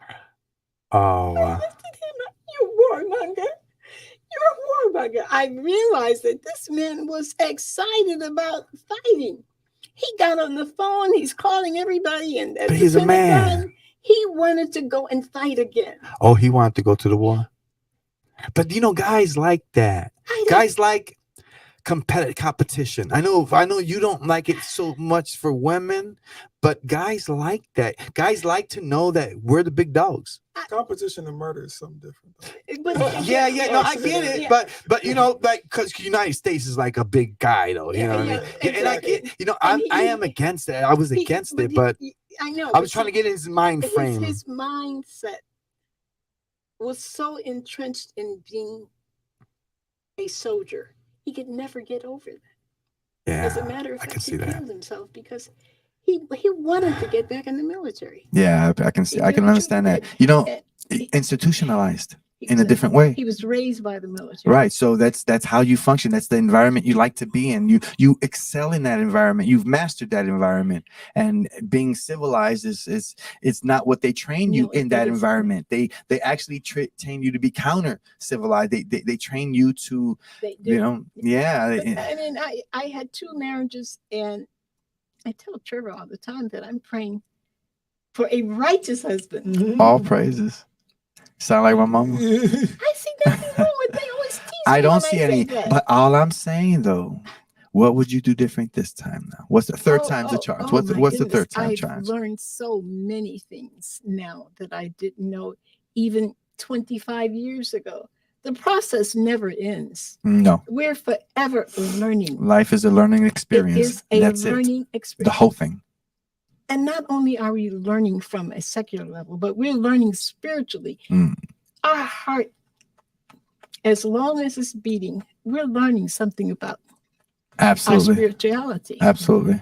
And that's the number one thing that I did not apply in my 2 marriages. Yeah, but the first one wasn't. The first one- I don't consider that a marriage at No, this it was- stage. no, it-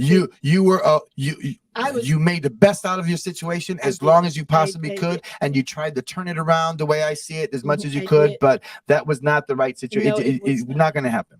So and it was at the time that I needed to get out of the situation that I was with the colonel. The Most High just made it happen. He was no longer there. So my mom brings up a point. She goes in the tap. She says, you've been raising your voice since you were a kid. She says, you do it when you sell the products in your store. You do it when you talk about the word of God. You have always been like that since you were a kid. It's always been in your DNA. You just have to manage. So my question is, how do you differentiate that? I would call it compassion. I would call it passion, because I do, like, even here, I get really excited, and maybe in the wrong type of conversation, it may be received in the wrong way. But that's how I'm passionate. Like in this conversation, at no time would you guys assume that I was being aggressive because of the conversation itself. But if it was a conversation about you versus me, or things I'm trying to help you accomplish, or something that you're saying on this end, then maybe I can understand. But how do you reconcile that? I think you just stay the way you are. I think the thing is that you have to be deliberate about the things. All of us need our safeguards. We have to realize that what are the things, can be the double-edged swords a part of us. So you have a double-edged sword where you're saying that, all right, I can be very verbose, I can be very loud. So that means that that when things get tough, when things get things like that, you got to take a step back. Let me breathe first. Let me take a step back. This guy's gonna be great. Because I know that when things can get bad, I can get more aggressive. So that you're conscious of it. Yeah, and so you just got to know that every other place in my life, this is great. This has put me where I am today. If I'm dealing with my children, I'm dealing with the significant other, things are getting hard. I just got to, all right, breathe for a second, go forward. That's what I think. I thought about that before too. Like, my discernment has got me so far, but when do you question your discernment? But I personally think that any person that you would want and need in your life will be able to determine who you are and what you are. They're never going to think that you this out of control lion. They're not going to see that, because they see your spirit. They see your heart. And it doesn't matter how loud you talk. The most beautiful thing about you is your relationship with the Most High. All praises. And so he controls who you are. All praises. And what you are. Was your dad like that? Was your dad very passionate about things? Did he always? Yes. My dad. Oh, yes, he was. Most people that saw my dad said, "Oh my God, your dad is the most soft-spoken, gentle person," which he was. Most people. But I hear that. Mess with his wife or his children. Or anything he loves and cares about. And he turned into an animal. We would literally have to hold him down. Daddy, you got to. Okay. But that's what made you feel safe too. That's part of the safety. Because if you only saw a humble man every single time and you never saw his zeal to protect you, you would really have to come to the conclusion that he may be weak. But because you see this, and because you see this organic reaction of protection, he's far from, I see it in behind closed doors, and he's far from weak.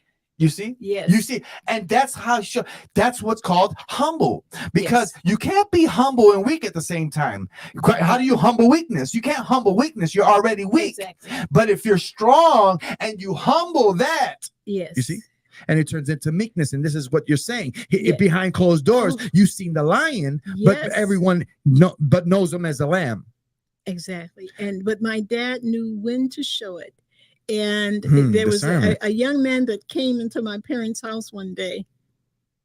He was actually my youngest sister's boyfriend, and he had her so bullied that she was afraid to even come over to be with my parents.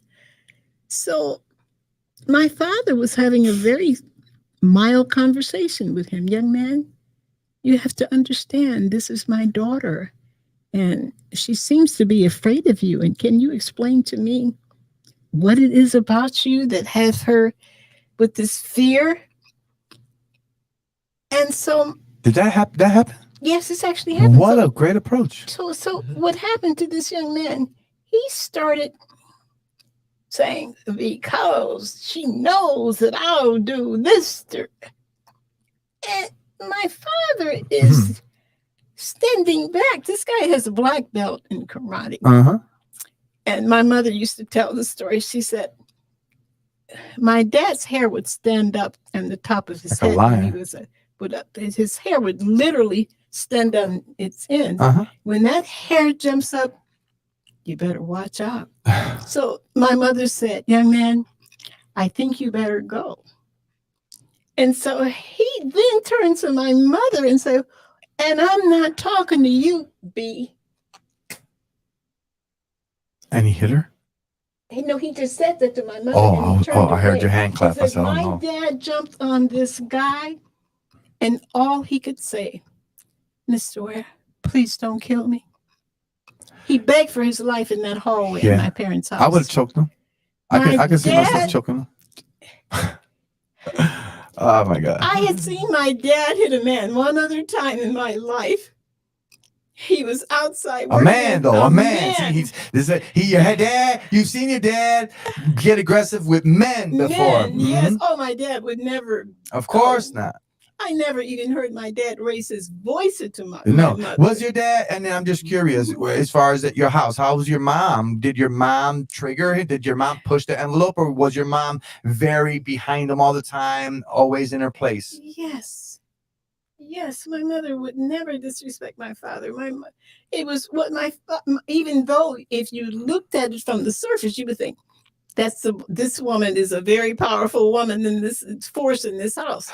But anyone that saw my dad and my mom interact with one another, they knew my dad controlled the house. He controlled everything. Was your mom happy? Oh, my mother just felt. My parents used to sing love songs to each other. They were the happiest, sweetest couple you have ever seen. That's what I thought life was all about. It is. You didn't think wrong. You thought right. You thought absolutely right. And you've accomplished everything in your life, and you still got more to accomplish. But there's still more to learn. We're in character development. No worries. It's on the way. The best is yet to come. You already know it. Believe that. Praise God. Trevor, you have been, I am completely blown away by Trevor today. I thought this was going to be the Gagi show for a moment. Trevor has gem after gem after gem of perspective. He really puts things in a way where you know that he has thought about it, that he has reasoned with himself, that he has researched things, that he is being conscious and intentional even in his thought process. I love it, and I can't wait to have you guys consistently here in some way. I mean, let's turn the house out. Do you know what Terry's father calls Trevor? He tells Trevor, at least he told Trevor at some point in time, that Trevor has the pot liquor of me. You know what pot liquor is? I know some pot liquor. You know what pot That's liquor the is? strongest part of that. That's the spiritual. We got the spiritual pot liquor.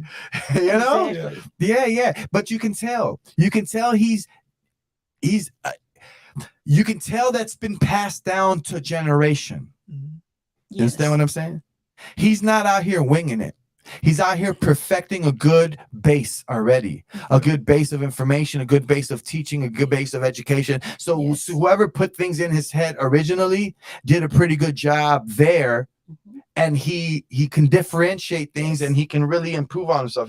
I mean, I'm telling you, I really was blown away. I said, wow, that was pretty impactful. Like, that was a pretty good point right there. And you know what's really weird is that people, they can't understand how Trevor and I can live together. I'm his grandmother. I could. Let me tell you, but I do have a question.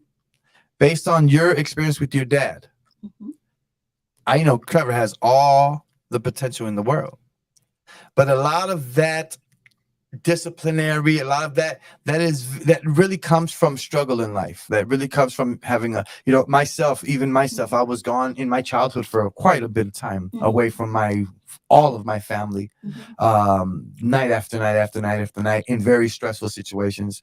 And it developed it developed me in such a way.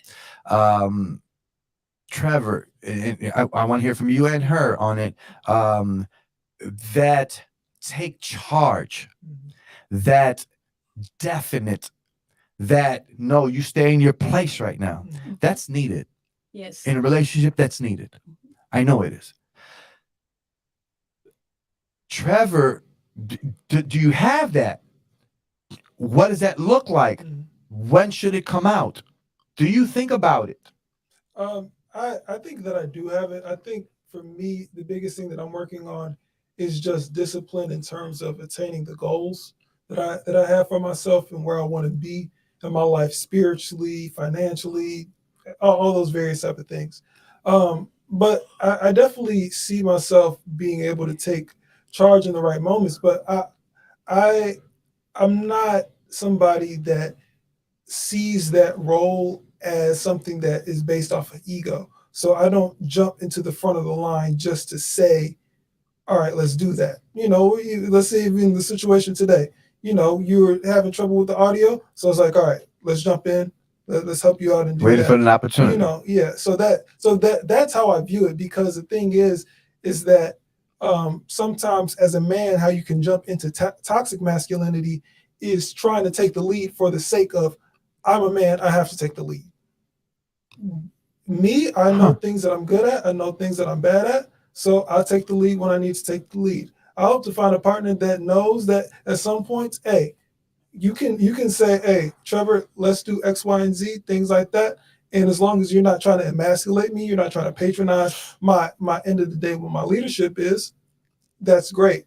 So that's how I view it, because at the end of the day, we are male or female. The hormones and things like that dictate all those things at the end of the day. But at the end of the day, we are spirit. So when we go through this and we're filtered through this, so I'm here right now as a 27-year-old male, so I'm going to process things a little bit different. I'm going to come to these different conclusions. My role is as a leader, and I will take that at times needed. But I'm not going to just say that just because that I'm here right now as a 27-year-old male that I need to be an aggressor in every single situation, try to overtalk my partner, or try to be in a pissing contest with other men and things like that. My biggest competition is myself, and every day I want to look in the mirror and say, I'm doing better. I know that I can heal my traumas and and have my children where they're not hearing stories of the traumas and things like that, or the regrets, and they're having that burden. That's to me is really what taking charge is recognizing who you are as a person, and then being able to improve upon yourself, because at the end of the day, if you want to have kids, that's gonna make a difference. That is gonna make a difference. Praise God. You're a great guy. I appreciate you. But Glad to know Trevor you. is he's always been a remarkable. Talk all about of my grandkids are great kids. Okay. I mean, I'm so thankful. All of my friends have kids. They talk about their kids, and all I can say is I have great kids. I have fabulous kids. I mean, I don't know what to tell you. if you don't like me bragging, don't ask me about it. Okay, that's what I would say. If you don't want to know how I am and how my kids, Tell me about Trevor. Tell me a little bit about Trevor. I used to be concerned about Trevor when he was 3 and 4 because he used to be much larger than his other cousins. Trevor was a big baby. Like big and weight? He was big. He was just, and not only was he that way, but he had this little air about him. He would just walk up on people, you know. And I used to think, oh my God, I think Trevor's going to be a bully when he grows up. He walks up to these big kids and he gets in their face. And I'm thinking, where did this come from? I know he wasn't around his father, and even his dad doesn't have that personality. But Trevor is just himself. He's just Trevor. I mean, I could keep bragging about Trevor all. Who wants to put up with their grandmother? Let's be real. A very smart man. A very smart man. A very loving man. A very caring man. An extremely strong man. Yes. A man that I don't even know how to describe it. It really takes a lot. It really takes, you know, and I'm not saying that you're difficult. Well, I'm a little bit difficult. I can understand that because we're light bearers, right? So when you have that light, that's hard to contain. And it's very often misinterpreted. Very often. Yes. Especially with people who don't have that light. And even other people who have that light, you know, it's sometimes it conflicts. You know, because they have their light and you have your light, and it may not be the exact type of same light. And you may want to shine light, and they want to shine light at a certain moment, and they may not be the same. So, but you know, in that respect, but I can see that. I can see how I mean, not just strong though, because you have such an exuberant spirit. You know, that I can see how he has to fall back a lot of times. And so let me ask you then, just thinking about that, when it comes to Gagi, when do you feel you have to step up? Or do you ever have to? Does she know her role to that extent? He's like, you know what? She's always pretty much, she catches it on her own. I just give her time. Or do you say, hey, Gagi, you know, we do got to talk about it? Oh, no. That's the thing with me is that I'm soft-spoken. But the thing is, if you get to know me, I'm kind of I can kind of be a hard driver in certain type of things. I'm in certain ways very stubborn. And so the thing is that I'm not gonna be the person to browbeat you about it. I'll be the person, I'll explain it to you. And if we ever have a back and forth about it, yes, we'll go back and forth about it. But you know, Gagi's just very exuberant in how she expresses herself. But you know, with me, how I end up expressing myself and things like that, you know, so say for instance this, we're trying to put Gagi on an all fruit based diet, pretty much all fruit based, 80-20 with vegetables and things like that to really get her body start to being able to cleanse herself. And so with that, I've been having to try to keep her accountable and say like, all right, Gagi, no beer. We had white sugar in the house. I had to throw away the white sugar and stuff like that. And so for me, it's like in those type of situations, it's like by me being a laid back, like kind of a laid back person, I sometimes deal with things in a kind of upfront way. I do deal with things in a gentle way where I keep people's, I don't try to hurt your feelings and things like that, but I won't come from a perspective of, I can't talk about this person like that. No, I can have a conversation about anybody with anyone about anything, as long as I'm coming from the right place with it. And that's what I try to do. And some people need to know how to receive too, though. Right. You know, and I will be the last person to say that I'm easy to deal with because I'm determined. I have my own ideas that go through this head of mine. You were trained to have those ideas. And I have to be able to, I'm going like this. Most people are going like this. And that makes it difficult for a lot of people to be around me because they want to say, shh, be quiet, old lady, sit down. But Trevor knows how to deal with me very well because even though Trevor is my grandson, he still takes the leadership position in our house because I'm not going to usurp his authority as a man. I'm just not going to do that. How does that look like? That's cool. But what does that look like? Not usurping his authority as a man in your home. And I like to speak of it in these terms because this is not like male versus female. This is grandson and grandmom, and and for those who don't know, or maybe they weren't there, Trevor is the grandson, Gagi is the grandma, and Gagi is living with Trevor right now. He's not necessarily a caretaker for her, but he's definitely caring for her. Right. But she's very capable. Obviously, we can see that. So that's why we're speaking it in this context. Is a pretty safe way to speak about this balance between male and female in the household. I mean, I'll give you an example. If there's ever an issue in the household that I have to speak to another man about something that he came in the house and he didn't do correctly, and I paid him for it, I'm not going to take that upon myself to do that. I know Trevor's going to deal with him in an intelligent way, and I want that man to know this is the man who is my cover.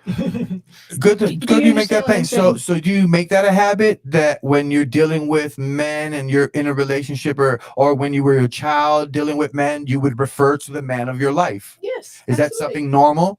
That's something that has always been taught in my family. And it worked well. Your mom did it too. Yes, she was absolutely. happy. Yes, my mother was extremely happy. And I just wanted, because again, that's a lost art. Yes. That's not something, these days, and I say to respect the women who are in situations where they don't have a choice.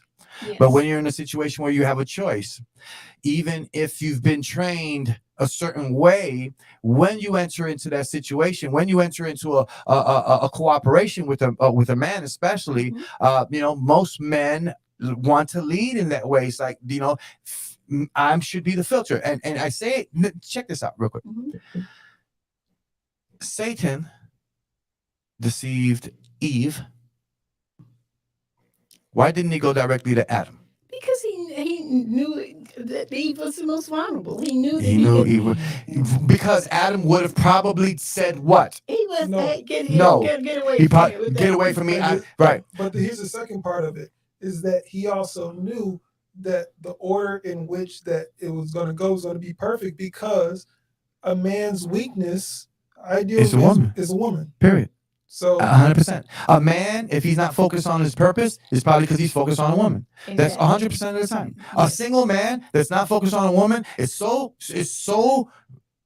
progressive. They progress so quickly. Yes. They can make up 10 years in 6 months. Literally, when you have focus. But that is how, and I made that to make a point. That's how we're wired, right? So like Satan knew, if he would have went to Adam, he would have got shut down. Exactly. Adam would not have because Adam was protecting everyone in the situation and was not going to think about his self-benefit. Satan would have probably tried to convince Adam of his own benefit. Hey, well, if you do this, and Adam's going to say, it's not about my benefit. Exactly. I got people I'm responsible for. Exactly. But on the other end with Eve, because obviously, Adam was the man of the situation, and she was, I'm not going to say being taken care of, but a weaker vessel in the situation. I think she looked into her self-interest a bit more and said, so when Satan said, hey, man, you're going to be like God, you're going to know everything. She's like, well, I'm going to know everything. I'm going to get to know everything. Well, then I want that. Versus saying, hey, you know what? My husband and my God, I don't need to know everything. They got the program on lock. We don't have to work. We don't have to do this. We are eating good. We have God with us. All the benefits. Only thought about the one thing that she didn't have, and that's how she took that dirt to her husband and convinced him to eat of that tree. And I tend to think how I'm a typical female in many ways. You're not the typical female. When I say Stop typical, it right here. You're not the typical things, female. I like things a certain way. I'm very feminine in yes, you're girly, huh? I'm girly. Yeah, most girlies are girly. Yes, I'm very girly. And I mean, that's because I think most women would have looked at that beautiful fruit. Oh my gosh, look at this. I haven't seen this before. You say I get it. And because we are emotional creatures. Impulsive, very impulsive. That's the way we are. Yeah, you got the emotion hits and you guys are ready to act. We're Like ready. you're ready to respond to the emotion with action. And that's good when you're trained to have ideas. You see, Yes. that's good when you're trained to come to formulate positive emotion. That's Yes. great, Yes. but not when you're dealing with negative emotion. Exactly. That's the last time, that's the worst time you ever want to be impulsive, when you're in a negative situation, unless you're in a dangerous situation. Then That's you have to do what you have to do. So, but that is, there is a differentiation there. There's a huge difference. And, you know, I love to watch Trevor grow. I love to see him developing into a man. And, you know, because this was my little bitty man, you know, and Trevor was, I mean, he was a muscular kid. He was built like his father. And I don't know. You're still going to grow into it. You got a thin frame right now, but you're going to get it back. I'm relatively skinny. My dad's like 6'2", 6'3". I don't like the word skinny. I don't like the word skinny. You're thin. You're thin because you're healthy, though. He doesn't. That's right. I mean, Trevor knows we don't have a lot of fat people in our family. Mhm. We have mostly lean people. Yeah, because you guys probably practice some type of health for the most part. You try to eat as much as, you know, and that's just what happens when you're less inflamed. You're just, you know, and it's not, you know, because a lot of people, you know, there's a thing going on. Hey, don't body shame, don't this shame, don't that shame. Listen, health is health. And if you're not healthy, you're unhealthy. And if you're unhealthy, if someone loves you, they should bring it to your attention that you're a bit unhealthy. And if you have nothing to do with somebody, okay, you can ignore that. But if you care about them, if you know them, you care about them, there's nothing wrong with telling someone, hey, that can lead to high blood pressure. I have a grocery store, it's a health food store. You know, there's a reason why I do this to be, and I'm glad that people are not related to me when they come in there, because I don't spare their feelings. And they're so much more appreciative when I don't spare their feelings. When they, hey, what do I need to do, chef? And I say, you need to stop eating starch immediately. Oh my God! But I can. What do you mean? What am I going to eat? What do you mean? There's whole grains. You can eat whole grains instead of starch grains. Well, but it tastes. Don't worry about the taste. Exactly. But, and at the end of that, I don't care. Do you want to get healthy or not? Yeah. I mean, we were preached this all of our life. I can probably, if I sat down and thought about it, I could tell you every hamburger from any fast food place I've ever eaten. Why? Because my parents told us from the very beginning, stay away from that fast food stuff. But the thing is with that is that when we're trying to do this diet, Gagi is having a hard time because our diet, the American diet, has so many pitfalls in it. Yeah, it does. Because if it's not the meat, if it's not the starch, it's the sugar. And the sugar's been such a big thing. I'm sure I'm realizing recently, since I started this whole process, I'm clearly addicted to sugar. Mm-hmm. Clearly. I know it. I mean, I'm really addicted to sugar. Yeah. Mm-hmm. And I can tell because if I don't get something to eat within a 24-hour period, I'm looking. Mm-hmm. And you can get more irritable and things I get irritable. Yeah. What if I told you I don't remember the last time I ate right now? Probably been a couple of days. Really? Do you not see what I've been drinking? I hydrate myself on mostly fruit water all day. For the most part, I probably eat a solid meal now at the stage, maybe one every 2 days. I start my morning with coconut water. I go into regular water after that. I like to continue to flush. So, you know, because when the body is resting at night and it's laying in a horizontal position where it's not having to deal with gravity, it's its most detoxifying state. The cells can clean the most amount because they're not dealing with the blood flow, a fast heartbeat, functionality. You know, if you're eating during the day, there's oxygen going there. If you're working, there's oxygen going up here. If you're working with your hands, the hands need oxygen. You know, so the body is spreading out all of its resources throughout the body, but when it's resting, it's still the body can really focus on reparation and recovery. And in the morning, that's why we're ready to pee and we're ready to poop and get things out of our system because it's ready to detoxify itself, get everything in there out, and have a new day. I never eat breakfast ever. I've did studies with myself for over a year of when I would eat in the morning, how I would function, when I would get tired, when I would start slowing down, and when I don't eat in the morning. And when I don't eat in the morning, there is no slowdown. You hear me now? There is no slowdown. but I am hydrated. We are Yes. frugivores by nature Yes. and herbivores when we need to be. According to the Bible, we're frugivores because in Genesis he made fruits and fruit tree with the seed inside of it, and he made herb with the seed inside of it, and he says, "For this shall be for meat for you." So this is what you're supposed to eat, and our genetic makeup, our biological structure, it feeds off of liquid. That's why there's a cell wall around our digestive system to protect any fiber from getting through into the bloodstream, because it doesn't allow for fiber in the bloodstream. So that's how you know that we don't survive off meat. We don't survive off of fiber. We survive off the liquid that the fiber provides. So if you're eating bread, that's going to suck liquid out of your system. It's not, so you're going to die sooner. Just put it blank, because that's gluten, that's leaven, that's this and that, and that's going to cause inflammation. It's going to cause dehydration. That's not going to allow for the cells to have oxygen, etc., etc. But if you're eating something that has water all day long and it fruits, vegetables, and greens, then you are consistently feeding the body. That you feed the body with water. That's how the body eats. You see, but we have shifted in our diet throughout the centuries and whatnot, and it's understandable. We're beautifully made. There's a right way to do wrong things. We just need to learn, if you want to consume meat, how to do it, and how often you should avoid it. Though, for the most part, we always want to avoid it completely. Meat is very, very, very acidic, but so is gluten, and so is starch, and so is dairy, and so is processed sugar, the shiny kind, especially because these things calcify. These things go into a warm body, and they start changing their molecular structure, because the body inside is 99 degree internally. So we have to think about these things as far as diet is concerned. And I'm very conscious of these things. I'm very protective of the people around me because of it, especially knowing better. And I lost my point a little bit. No. I need every bit of this. Yeah, but we need to do that. Oh yeah, because of the sugar addiction. So but I think you need to apply everything here, though. Why are you avoiding applying all your discernment here? Because you know when to run. You've already explained it. You know when to have initiative. You know when to put. You said no. I have something that he's going to want 100%. And then next thing you know, you open up a whole business for safety, etc. So why, it's a matter of shifting, applying all of that, and say, you know what? Great. Another challenge. Yes.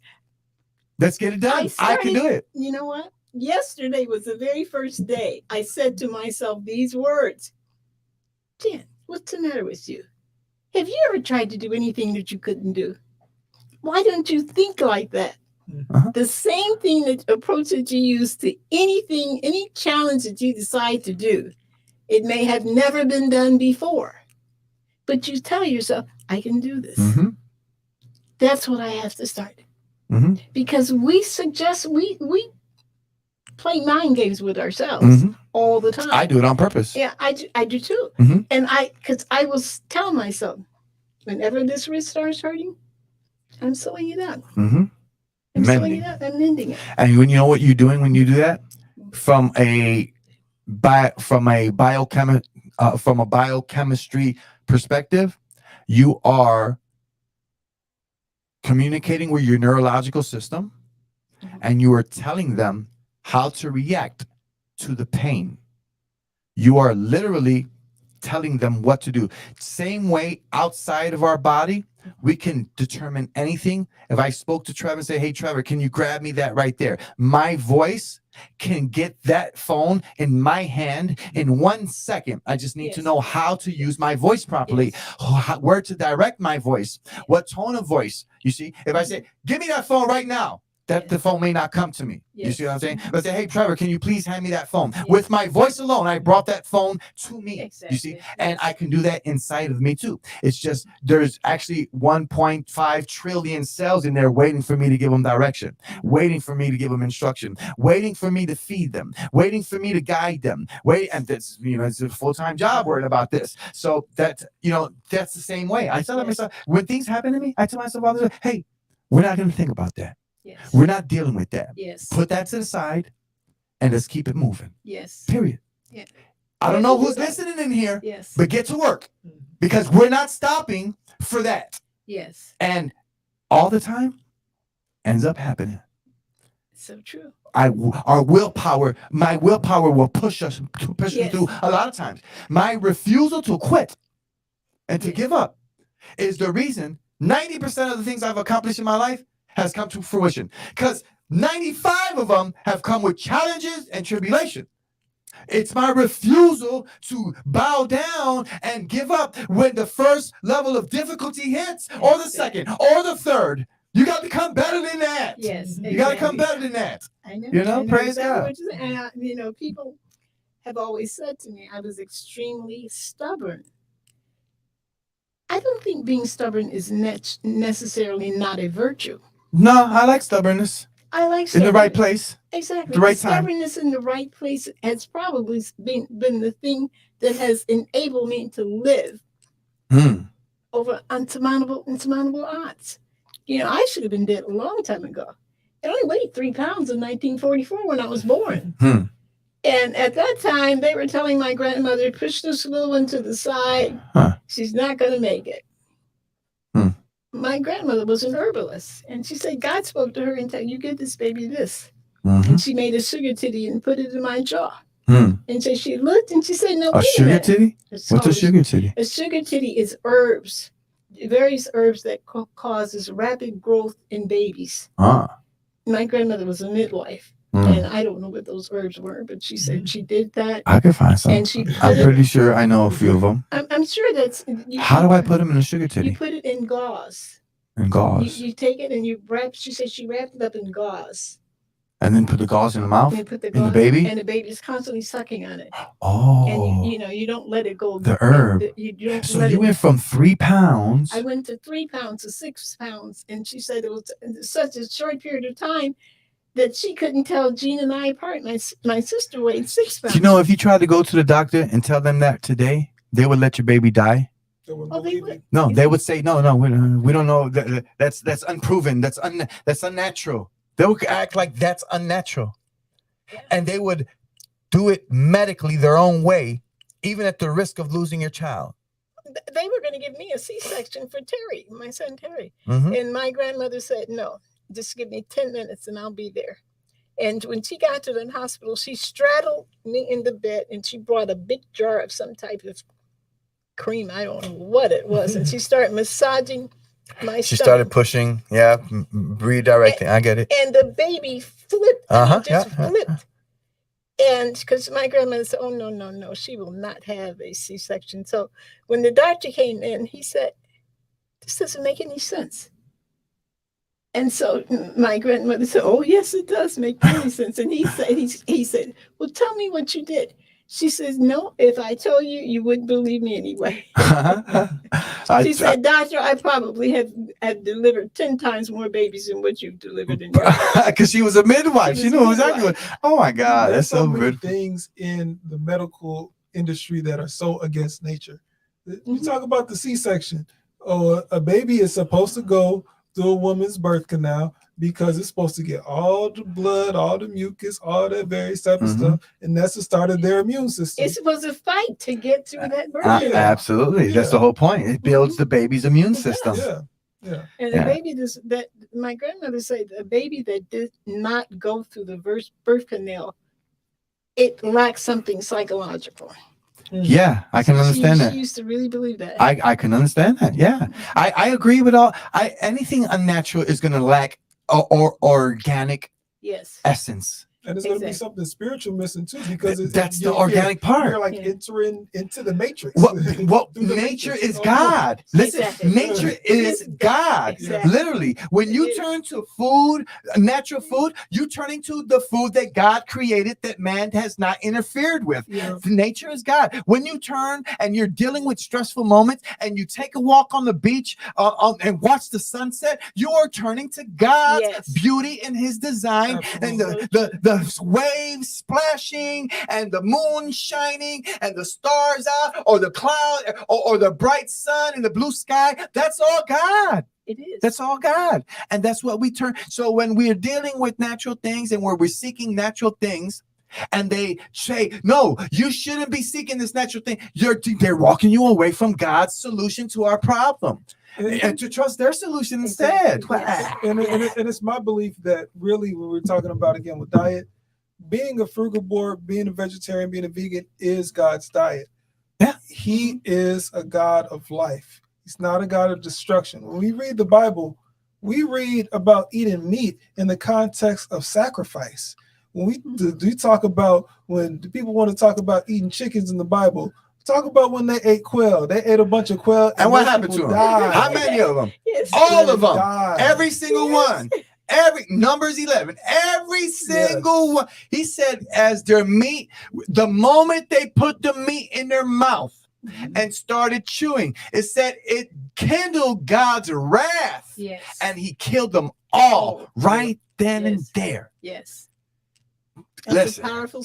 That is such a powerful. And he took it away. And then when they were murmuring, he responded, he says, why do you despise me? Yes. So think about this. When he took away meat from their diet, they cried about it. And Moses, to the point where Moses said, don't send me, kill me before you send me back without meat. And he said, oh, yeah? And then Moses got sarcastic. That's why God got mad too. Yeah. Moses got sarcastic, and he said, are these my children? Why do I got to hear their whining all day long? Yes. I didn't birth them. They're not mine, And God said, okay, no worries. Okay, you got it. Go get them ready. Tell them, put the shoes on. Tell them we're going to get ready. We're going to eat meat. Not for 1 day, not for 2 days, not for 10 days, not for 20 days. We're going to eat it for 30 days until it come out of your nose, until you can't even breathe anymore. And he killed every single one. But I can recall when I was a child, we only ate meat 1 day a week. Good balance. Proper balance. These days you eat it every meal. Yeah. Breakfast got meat on it. Lunch got meat on it. Breakfast, a chicken sandwich from croissant sandwich from this place to that place with meat and bread and cheese. And then lunch, a salad. Okay, salad with croutons and meats and cheese. Yes. And the same thing, except the bread is on a crouton now and not just on the flatbread. And then dinner time, that's when you're really going to do it. You're going to put the grains, the cheese, the meats, and everything together. And that's why we're dying. That's why our community is suffering how it is. But what's crazy too is that it's not really happening in our community, but in the white community right now, there's becoming a really popular carnivore diet. And so it's like the opposite almost of the diet that we're talking about here, is that where people are almost eating entirely meat and they might eat fruits here and there. But the thing is that I was watching a video the other day about is that it actually might come down to some of our biology might be different. Us as melanated people, we are not meant to eat those meats. Our body is not designed for it. Our stomach acids are not designed for it. Our teeth are not designed for it. If you look at the Caucasian man and woman, they're more designed for it. So it works for them. Mm-hmm. But if we talk about people that if we really understand how we're coming from the original man and the original woman, we got to go back to the original diet. We have to be eating fruits and vegetables.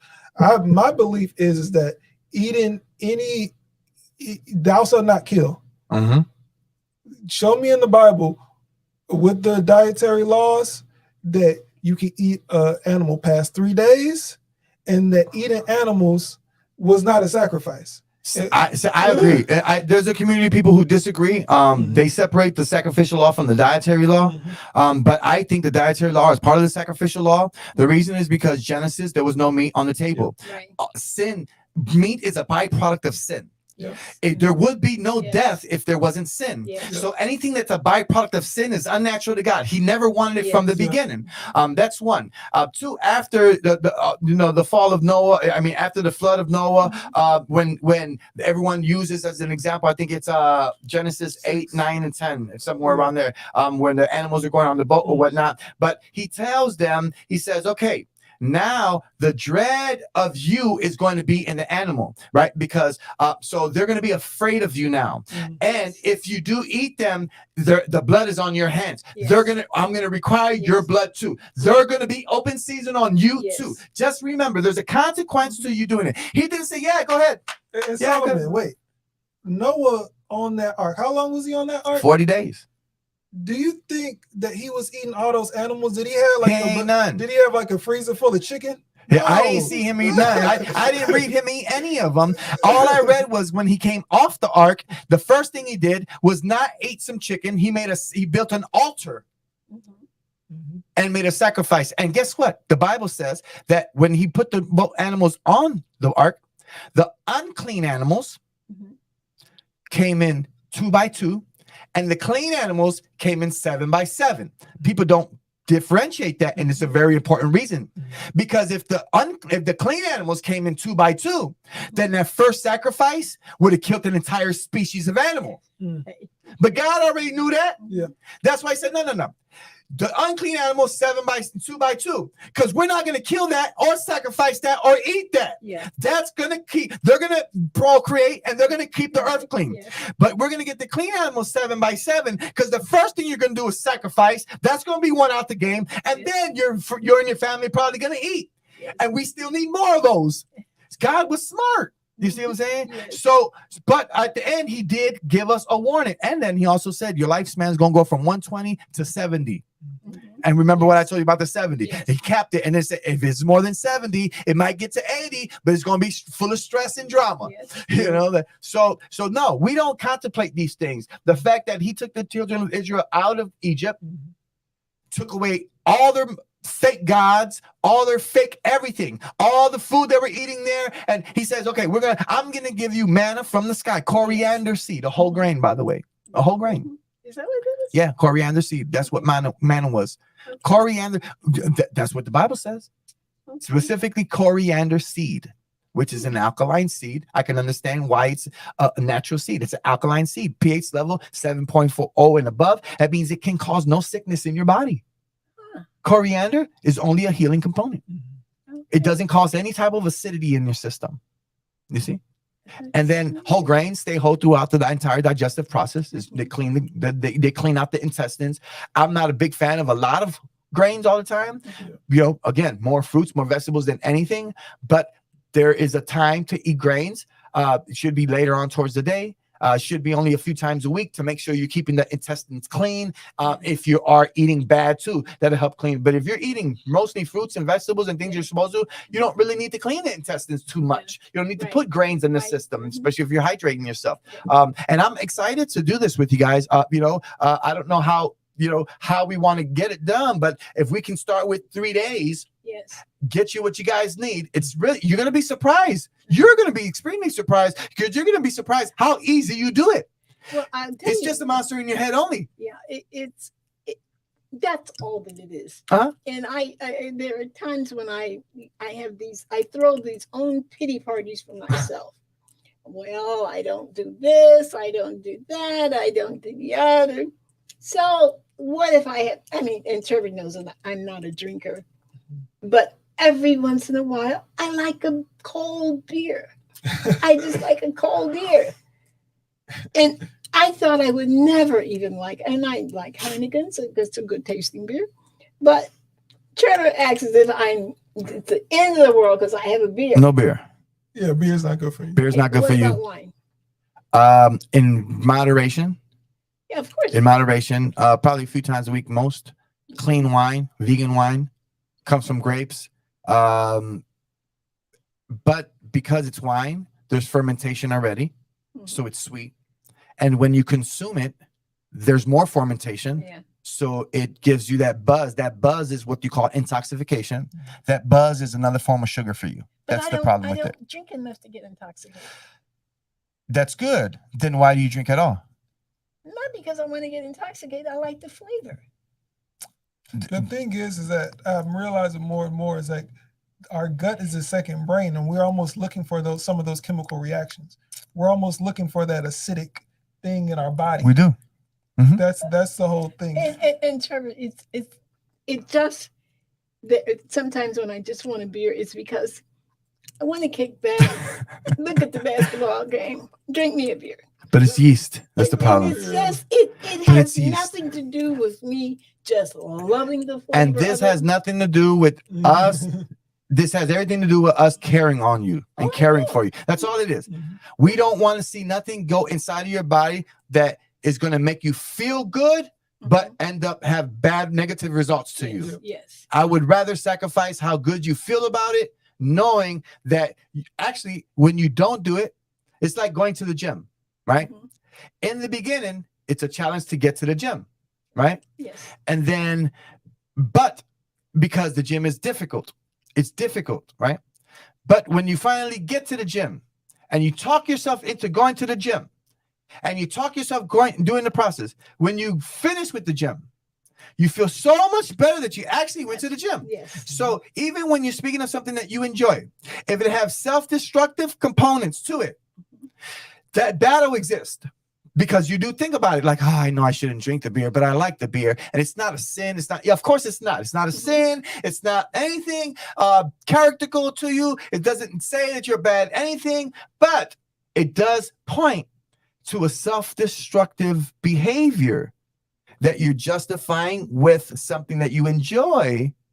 And it hurts us. Essentially, that beer is going to hurt what your overall goal is for your health.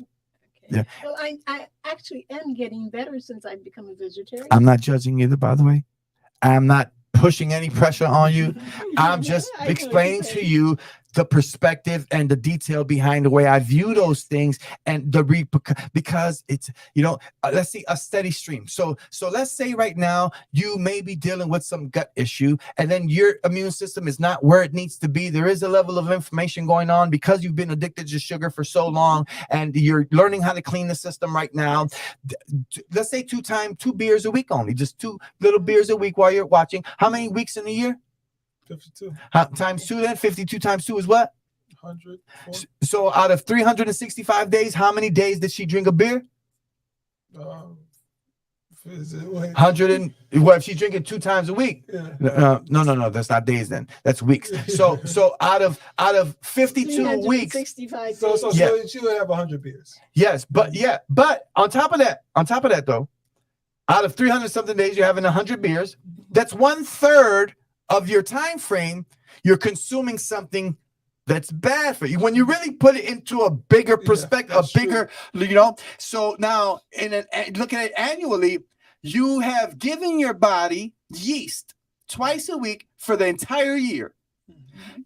That has to have some greater negative effects than the short term that short one is okay, but if that short one becomes twice a week and then every day or every week for the rest of the year, then there's not a short anything. And that's the funny thing about life is that much of what comes in this life that is positive comes at much longer time period, longer waiting period and gestation period than anything negative that can happen in this life. Yeah, so look at that. That's the thing is that we want something nice and sweet. We got to work for it and wait for it. Yeah, absolutely. So, but again, that's just a motivational speech. That's what I call that a mental arsenal. So we're giving you tools to use when you're faced with yourself in the decision that you're making for you to try to say, okay, usually my go-to would be, it's only this, it's only one time, I don't do it much, but that should be the last stop. You should go through the entire process first and say, you know what, I know that's bad for me. And this is why it's bad for me. And and then talk yourself out of the decision, because at the end, it's not that we want to take your joy of a beer away. It's that we don't want you to have to deal with the consequences of that consistent habit. Yeah. I mean, that's why I say to Trevor all the time, I need to know what is there in this that makes it detrimental to my health. It's the yeast. Yeah, the it's yeast. The yeast. The fermentation. Yeah, the fermentation of the yeast. Exactly what it is. So, yeast infections. So yeast is unprocessable in the small intestine. So yeast can't get through the small intestine, so to speak. The yeast is also gluten. Anything that's glutinous, a leavening agent. So it's a binder. Yeast is a binder. Now, with that said, consistent yeast every day is going to cause your reproductive system to get compromised with acidity, with inflammation, because with yeast not being processable in the small intestine, that liquid starts calcifying, starts getting hard, and it starts getting gooey, and starts getting that beer, it starts getting sticky because it's sucking oxygen out of the blood because it needs to input the sugar, and that sugar needs to go somewhere. And that obviously space is oxygen. So if the sugar is in the blood, that means oxygen is out of the blood, and that causes stickiness. It causes coagulation in the blood. It causes inflammation. Now that stickiness floats around in our system in different ways at the cellular level. It floats around. That's why if that stickiness settles on your wrist, you got arthritis. That's what ultimately. So that stickiness, because it doesn't process through the small intestine, it starts leaking into that digestive tract, floating into it starts leaking into the fallopian tubes, leaking into the ovaries, compromising the uterus in general. And that's why when the uterus is compromised, it starts leaking out into the urinary tract to let a woman know, hey, we're inflamed. So that comes in the form of yeast infection, UTI, cysts, fibroids, endometriosis, and these other discharge issues that 80% of the women in our community suffer with. By the way, 80% of our women suffer with some type of vaginal discharge issue that's the derivative from her diet. Yep. I didn't know that. Yes. We were just watching that video the other day. Solomon, you know about Yaki Hickman or Yaki Awakening? Yeah, I watch him sometimes. Yeah. So we were just watching a video on him the other day. He was just talking about this exactly. Is that how part of the reason why our women get the BV bacteria, vaginosis, and all the things that you just listed is because how dense our microbiome is. And so we're eating all these various things, and our bodies are doing the job of trying to eat all that stuff, but it's making that bacteria grow and grow and grow, and it causes those type of reactions. But then we go to a doctor and we get antibiotics, and we're putting a Band-Aid on the issue rather than solving the issue. Absolutely. Every single time. And those antibiotics cause different issues depending if they got binders in them. That's another thing. Yeah, I understand there may have been a pure intent at one point with their medicine, but the way they capsulize it, the way they put those tablets together, the process that they use, and the chemicals that they use to try to bind those chemicals together to give to us, causing a whole entirely different issue. Exactly. You know what? I just thought about it. I wonder what if that those capsules I take that gabapentin, they could be causing a lot of my troubles, because that's 9 of those capsules at 3 in the morning, 3 in the afternoon, and 3 in the evening. What capsules? Do we have It's any called way? gabapentin. It's gabapentin. Are they tablets or capsules? It's capsules. So can you open them? Yeah. They're probably gelatin capsules, by the way. Yeah, they probably are. Yeah, and that consistent flow 3 times a day of that type of 9 glycerin. of those Yeah. a day. It's three times. Yeah. a Oh day. no. I would open those up and take those with water if you're gonna take them at all. Okay. Yeah, I would not take those capsules if I didn't know for a fact that they were like plant-based glycerin only. I doubt that. Yeah, I doubt it too. It's probably Because full of the soy medical and gelatin. industry doesn't Yeah, care about pork and that. gelatin, basically. Yeah. Pork and soy is what they use to do those capsules for the most part. Pork and soy. Wow. Yeah. Well, my goal is to get off all of the medication that I take. And even though, believe it or not, Trevor, when I mentioned this to my doctor, you know what he says to me? James, you're not on a lot of medication. A lot of people your age takes a lot more medication than what you Which take. is crazy. It's crazy. I have a friend of mine. He came. He had 20-something medications. He's in the 70s, also higher 70s. He's on 0 today. After 2.5 years, he's on 0, and he got off all the medications within 6 months. He just hasn't had a need to get back on it. And whenever he had done something a little bit silly or didn't know what he did wrong to frustrate his numbers, he would call me. I would explain to him, "Oh, okay, what did you eat exactly? Each meal, what was the ingredients? This is it." I said, "Yeah, that might have caused it." And he said, "Okay, I'm not going to eat with that." And then they called me back, say, "Yeah, I haven't eaten with that. No problem with the same dish." I said, "Exactly. You have to be careful with that." Like one of his things was ionized salt. He could not stop. He always kept cooking with ionized salt. You cannot have ionized salt. That's a synthetic iodine. We cannot have fake iodine. It throws off our thyroid, throws off our blood pressure, throws off our adrenals, throws off our glands. It throws off our lymphatics. It really jacks up our system when you have that unnatural iodine consistently coming into our system in all of our food. Restaurant food, they use ionized salt. Our body needs real iodine, not ionized salt. And sea salt doesn't carry iodine. So sea salt is an alternative that doesn't throw off your thyroid. Sea salt is an alternative that doesn't throw off your blood pressure because it doesn't contain actual iodine. But plants that do are like kelp, like dulce, like bladderwrack, different substances and minerals that do have a natural amount of iodine, but not ionized salt, you see.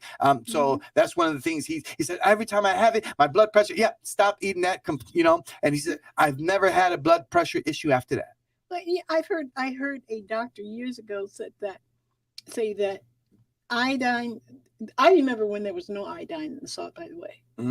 And our parents used to say, make sure you get salt with the iodine in it, because that's what they were selling. Yeah, no, you don't want salt with the iodine in it because it's not real iodine. You do want salt with iodine if they want salt at all, and that's in the form of a algae or a different type of plant. But salt, ionized salt, is different than salt that has a natural iodine concentration or property, or like, again, kelp or dulce. These are plants that are salty by nature that you can get them powdered, but the iodine itself comes from the plant, not from the salt aspect of it. That sea salt doesn't need the plant to become sea salt. You see what I'm saying? That's why the sea salt doesn't carry iodine to that extent. It's not rooted. Sea salt is not rooted anywhere. It's just in the water. It's something that formulates in the water. But the actual plants, the bladderwrack that grows up on the shoreline, the kelp, the dulce, these are plant properties that contain the mineral iodine, because iodine is a mineral itself, so it has to have a structure to bind to. You see what I'm saying? That's why it's not carried in the salt itself. So when they ionize the salt, they add a bunch of fake type of salt.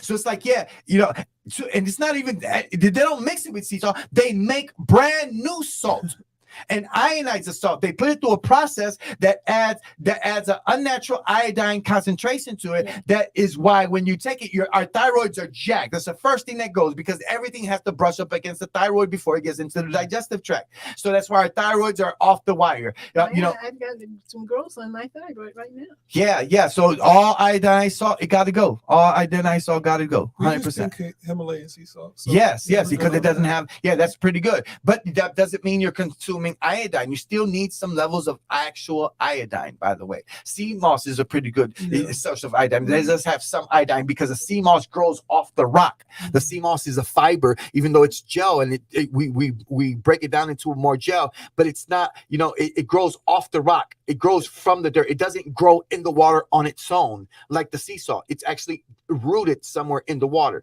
So that's what makes the difference between the sea salt. I mean, the sea moss. A good product idea would possibly be. Hold on. Is it patented yet? Okay, we might have to talk about this on the back end, bro. Hold on. Don't be messing up my mojo here. No, I'm messing with you. We get an idea, man. Go drop the gems, baby. Drop the gems. Like what you're saying is do the pink salt, sea salt, and maybe put some kelp in there. Put some. Sound like a plan. Let's get an iodine salt together. Praise God. Real iodine salt. You taught him how to do that, Gagi? Well, it's got my brain. And that's a great thing. I've always been the type of person that has been inventive. So that's in your DNA, Trevor. I think so. Absolutely. So nonetheless, I'm just sharing my screen here with everybody here. But nonetheless, it's been a pleasure to have you here, Gagi. I really anticipate our weekly show. Yes, I would love We're going to get a day together. And we're going to get a time together. It's going to happen naturally. Even the beginning of our conversation, towards the end of our conversation, we must have a much, he was like just in the background. And now, he's a significant part of the conversation. I love the flow that we're having, the synergy that we have here. And we're going to continue to build on this. I look forward to it. I enjoy being with Trevor. Wonderful. So for everyone that's watching and everyone that's going to watch, I know this was a long-winded show today. And, I just appreciate everybody taking the time to stick around with us here. And we are going to get going. But I'm glad that I introduced you guys to these lightning bolts of human beings that I have here. Let me get them back on the screen here. Yeah, I'm glad that I introduced you guys to Gagi and to Trevor here. They've been just, every time I talk to them, I get something. Today today I got so much more out of Trevor today than I usually do. Usually it's me and Gagi going back and forth about it, and Trevor interjecting here and there a little bit. But Trevor really stood up today and really was a part of this conversation in a different way, and I really appreciate it so much. I really love the focus that you put into that and to make sure that you're there, because it really just it makes me feel so much better. It's like, okay, this is really, I didn't expect that. So I can't wait to bring all of you guys and bring you guys back until we get something. We're gonna organize this. We're gonna put it together better some way, somehow. We're gonna get my mom's cooking classes. I'm gonna bring her in, and we're gonna get your craft classes going on. We're gonna get you teaching people in some audio engineering and things like that. Trevor is the greatest cook. I'm all right. Listen, great. It sounds like I got two of the best team members I can possibly got. Thank you, Father, for sending me. Why do you say? Praise God. I was thinking the Most High for our kitchen. Oh yes, I told you. I know we should go see it when I leave here. It's going to take me some time to wrap up, okay. But maybe even before next week. Let me know. Yes, come take a look at it, yes. Because we are going to be. And I love the food that we're getting the menu together. It's just such an inspirational moment in my life right now. Be able to show some of Trevor and I in the kitchen together. Okay, we're gonna make it happen. We're gonna make it happen. You have my word. We're gonna make it happen. Okay, Gagi? Like everything else that you make happen, this is your will is gonna manifest this as long as it's in the right place. Praise God. Every time. All right, wonderful. Again, I'm gonna go ahead and zone out here. My computer that I'm running the board is a little bit funny right here. So if you see me get up to turn it off, oh well, no worries. But it's all gonna be in order shortly. So with that, I appreciate everybody taking the time to stick with us. I see all the reactions, all the comments. We'll go through them. I'll answer whoever I have to answer, and we're going to inform you guys properly, get some good marketing material, advertise the show, send it in the emails, and next time we're going to anticipate to have a larger audience. Okay, I appreciate y'all. God bless y'all. And I look forward to having everybody here. All right, bye everybody. Oh, that was fun. Oh man, it's wonderful. I'm still trying to turn it off. Bear with me here, because this computer here is just it's a laptop, and I guess I hooked it up originally to the wrong Wi-Fi. I got a couple Wi-Fi signals here. So, but let me just make sure this is and this should be going off here. It's still on, just in case I gotta turn it off from up there.